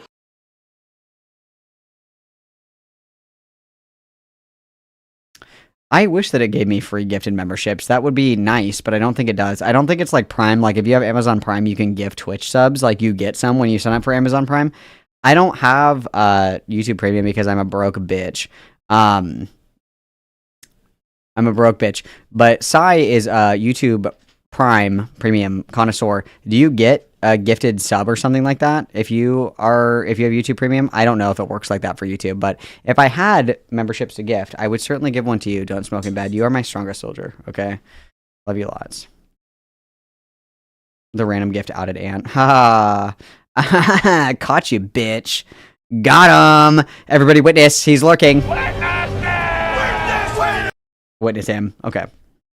You don't get a free YouTube sub with Premium. Okay, then why the fuck would you pay $13 a month? Okay, sorry, I'm going to continue now. But yes, great point. If you're feeling anxious, like, resolve that. If I'm feeling anxious about, like, oh my god, did I say something crazy? I can just ask. I can be like, guys, did I just say something crazy? And you guys would be like, yes or no. If I'm feeling anxious about it, I can just ask, maybe? I don't know. Crazy. Crazy. Okay.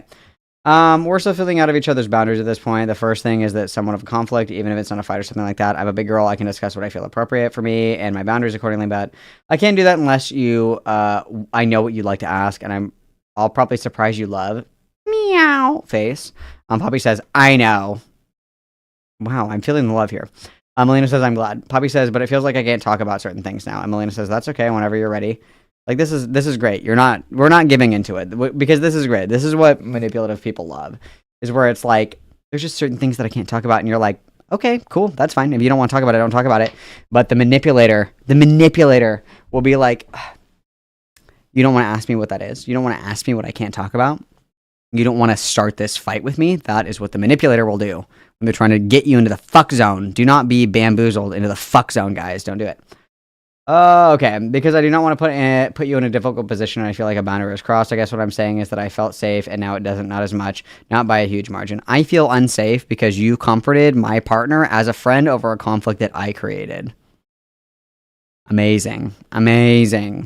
Melina says, if there's a difficult position because a boundary was crossed, it's the one I've put myself into and we should discuss it.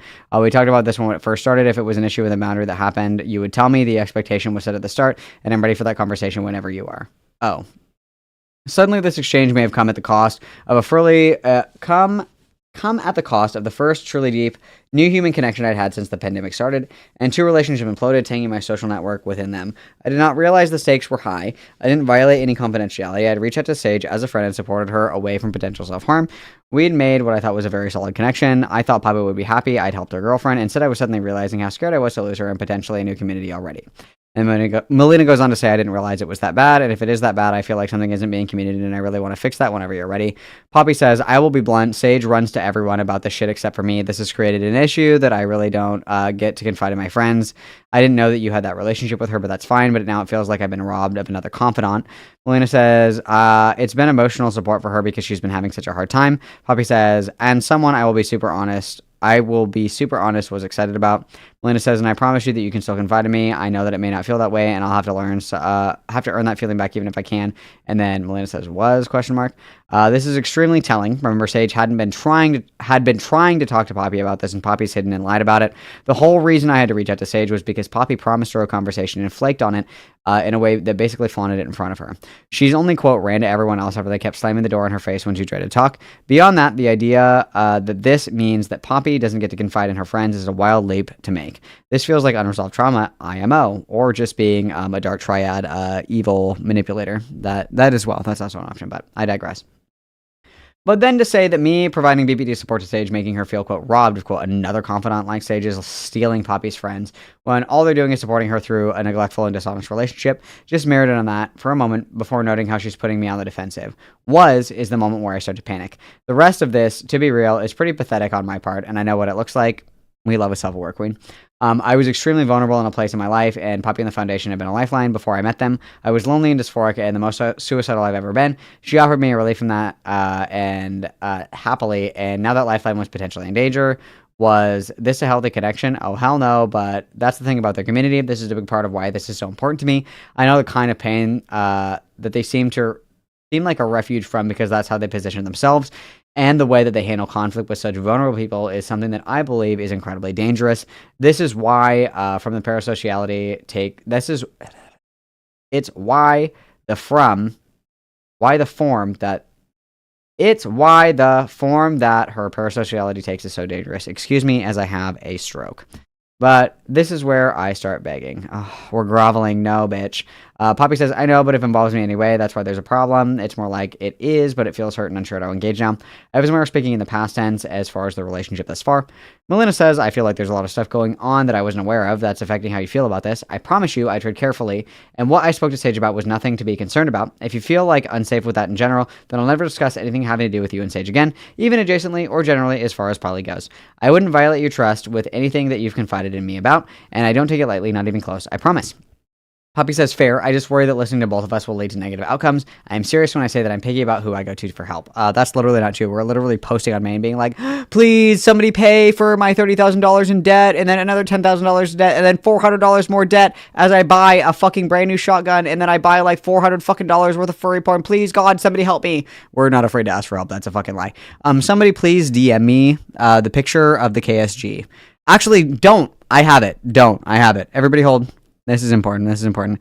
Quick question for my gun girlies in chat. If you are new to the Malcolm cinematic universe, I am a gun girly. I like guns. I have several guns. I grew up with guns. Guns are fun. I am a big fan of guns. There's 4 of them. What is the biggest rule of gun safety, guys? There's 4 of them. I will accept any answer, but there's one in particular that I'm looking for. I will accept any answer. There are 4 rules for gun safety. Please name them for me. Anyone. And whoever does it correctly gets a kiss on the forehead. A little mwah. But what does trigger discipline mean? Please elaborate. Sid Uzi gets 1 kiss on the forehead. Don't point the gun at something that you don't want to shoot. Yep, true. Both hands on the gun? No. Never be suicidal with a gun? No. What does trigger discipline mean, guys? What does that mean? Always assume it's loaded, right? Never point at a person, true. Treat it like it's loaded, even when it's not. Yes, very true. You guys are so close, very simple. The first rule of gun safety is never point the gun at something that you are not willing to shoot. Ding, ding, ding, don't smoke in bed, gets a kiss on the forehead. Everybody witness, that's the one that I was looking for.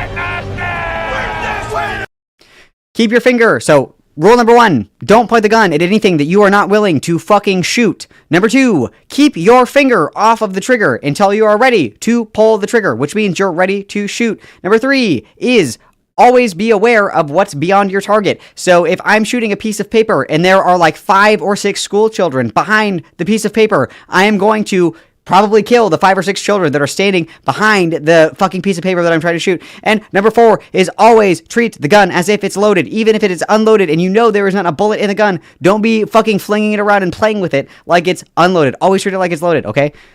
You guys said trigger discipline. I was looking for something more specific, okay? I would like to show you this picture right here. What is the first thing that we notice about this picture? What is the first thing that we notice about this picture? Where is our finger? Where is our finger? Where is that? What are we doing? What are we doing? We live in an apartment building. This is a KSG. This will kill the family of 4 that lives next door to you in your local apartment complex. What are we doing right now? What is this?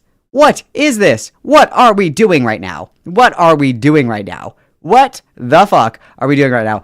I firmly believe that just anybody can buy a gun these days, and that's fucking terrifying to me. Additionally, KSGs and bullpup shotguns are complete fucking ass for home defense. Why? Because they jam. Number 2, if you don't know what you're doing, you're gonna dislocate your fucking wrist because it's hard to hold. And 3, they jam.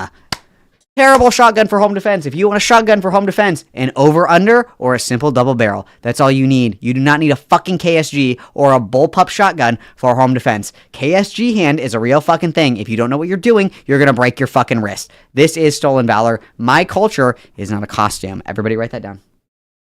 Okay. Now that we have had an official Malcolm crash out, let's continue, shall we? Poppy goes on to say, fair. I just worry that listening to both of us will lead to negative outcomes. I am serious when I say I'm picky about who I go to help to. Melina says, and I don't know what tone is coming across, but from my end, I am pleading. I'm sorry. Poppy says, very picky. Obviously not, because we will fuck anything that moves, or excuse me, we will erotically roleplay on Discord with anything that moves.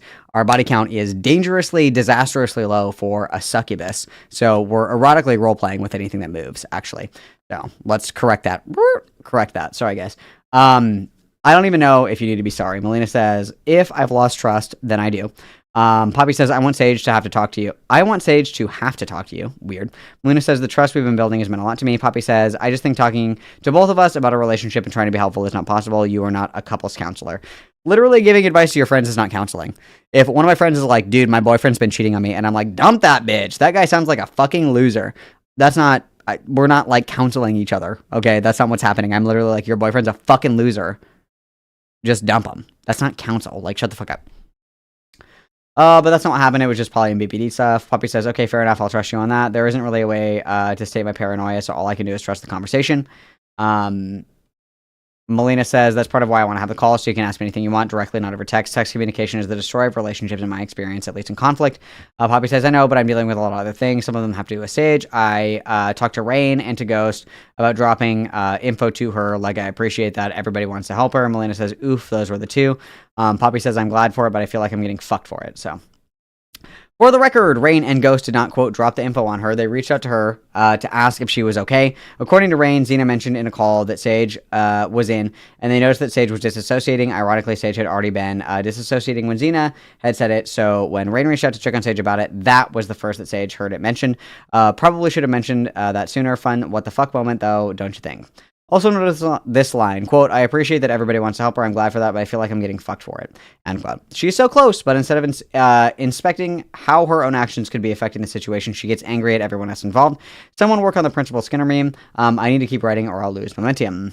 Melina says, I promise you that I didn't drop any information to her. I was actually mindful not to. I know that we don't know each other that well, so you have no context which to believe me, but I'm way better about these things than most people. I know you have nothing more than my word to go on in regard to that, but this isn't the exact moment where you're jonesing to exclusively rely on that.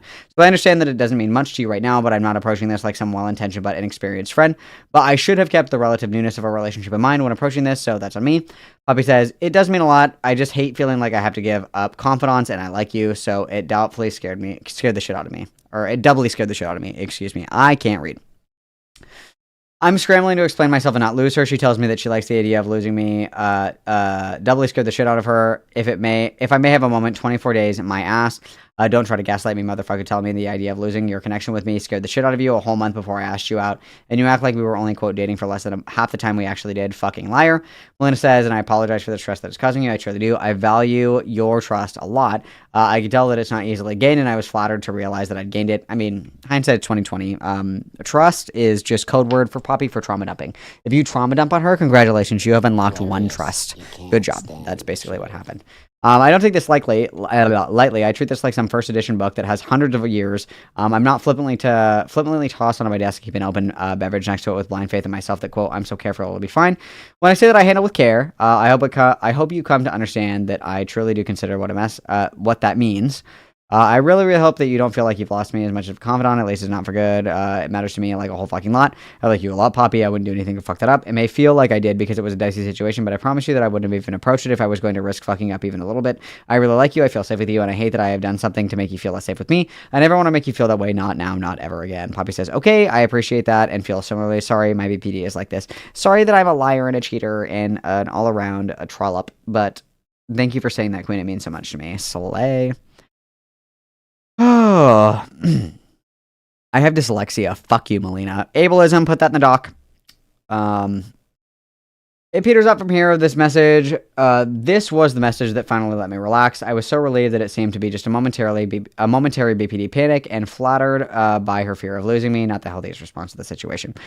This is the last one, just winding down, not super relevant, but I feel like it would be dishonest not to wait to include the way that this conversation ended peacefully, so obviously this ends peacefully. So after...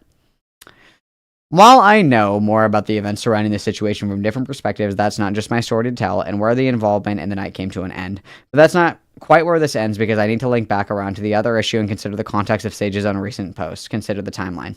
Sage herself says that Xena broke up with her a couple of weeks after this, and that her attempt was soon after that. While I trust the friends that I believe I've come to know so well over the past couple of years, I also recognize that I was not present for any of what went on in the Catgirl Cafe. Okay, Keffels, settle down. Okay, settle down. Or between the friends involved here. I'm not here to fight against or invalidate Sage's stance on any of them or what happened between them. It's their business. What I will say is that however that side of the story plays out, that is no way mutually exclusive with the part that Poppy and Xena played in it. Remember, this was one night. If you were one of Sage's friends watching her go through months of treatment like this, do you know what you would do? I don't know. What would you do? I would be like, run, bitch! Run, bitch! Run! I don't have any concrete proof of this, but after after this, Sage kept me mostly at arm's length and never accepted my offers for support again. Any further attempts to connect were ignored or politely or quickly turned down. Considering how warmly we parted and how happy she is, oh my god, let me try that again. Considering how warmly we parted and how happy she seemed to potentially talk and play games more later. Call me crazy, but I don't feel like this was a decision she reached on her own. But we can't prove that. Wow. Wow. And that is all she wrote, guys. That is all she wrote, guys. So this is the overview, guys. This is the whole kit and caboodle. This is the whole kit and caboodle. This is the whole fucking thing, guys. This is the whole fucking thing. This is it. This is your TLDR. This is what everybody has been waiting for. Everybody has been waiting patiently on edge for this moment. Catholics have priests.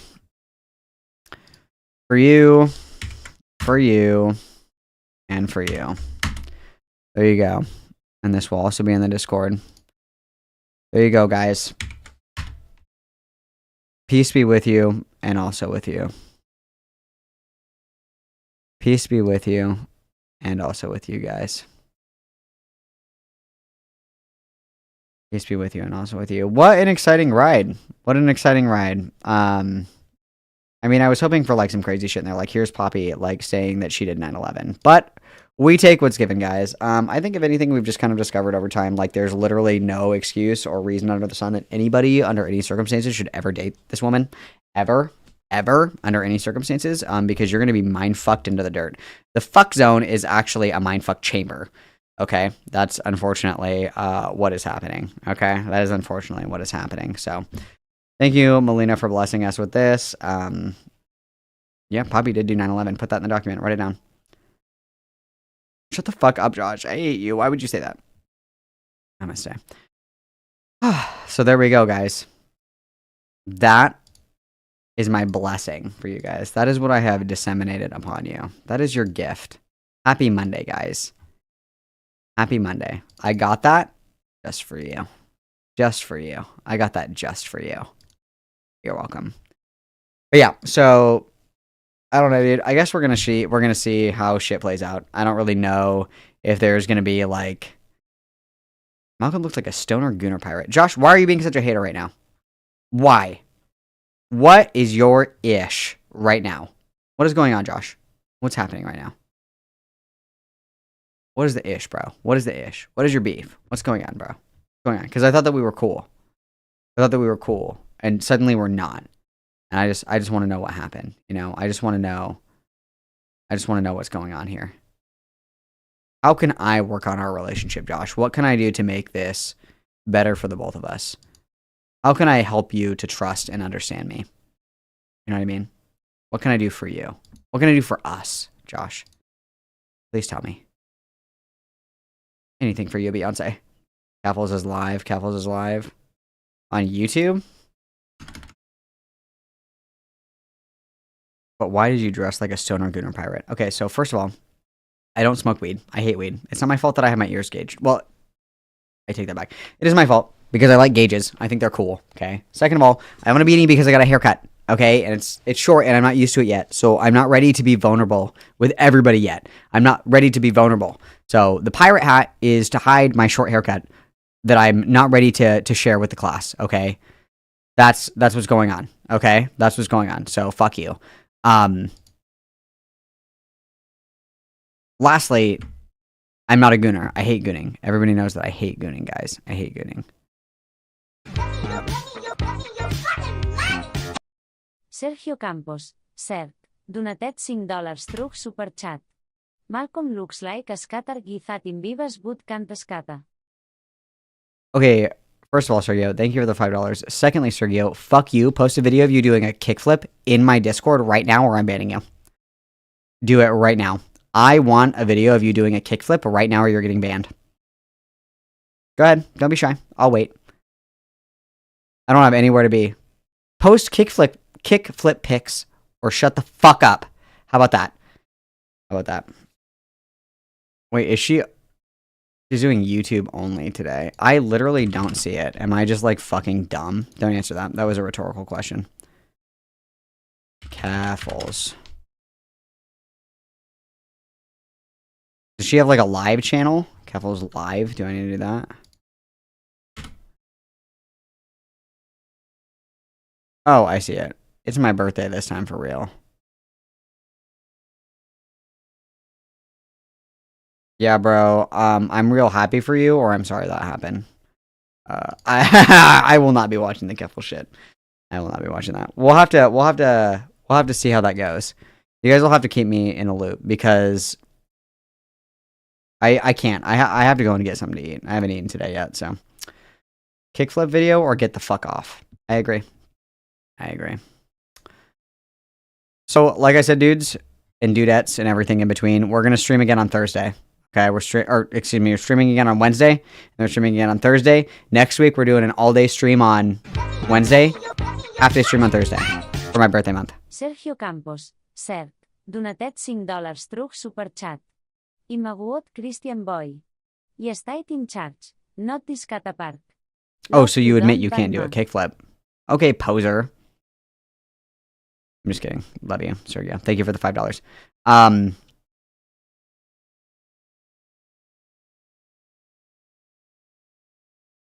It's true, I was born with gauges. I came out like this. And I came out with all my tattoos. That's exactly how I came out. Yes, so next week, dude, I don't know. I wish I was addicted to coke right now. Stream went down. She's probably getting DDoSed, which I disavow. Don't do that. No targeted harassment, no brigading. You guys already know the deal. I am going to go and get something to eat. I'm sending you guys to FPS Diesel. FPS Diesel is doing more I'm Alex shit. I love you guys a lot. I will be back on Wednesday. We're doing Wednesday stream. We're doing Thursday stream. Next week on Wednesday, we are doing all-day stream to celebrate my birthday month. So everybody get your wallets ready. Okay, get your wallets ready. I love you guys endlessly. I will see you guys on Wednesday for more juicy, delicious slop. Everybody go say hi to FPS Diesel. Hug, kiss, kiss, XOXO Gossip Girl. I will see you guys on Wednesday. Adios, mamacitas.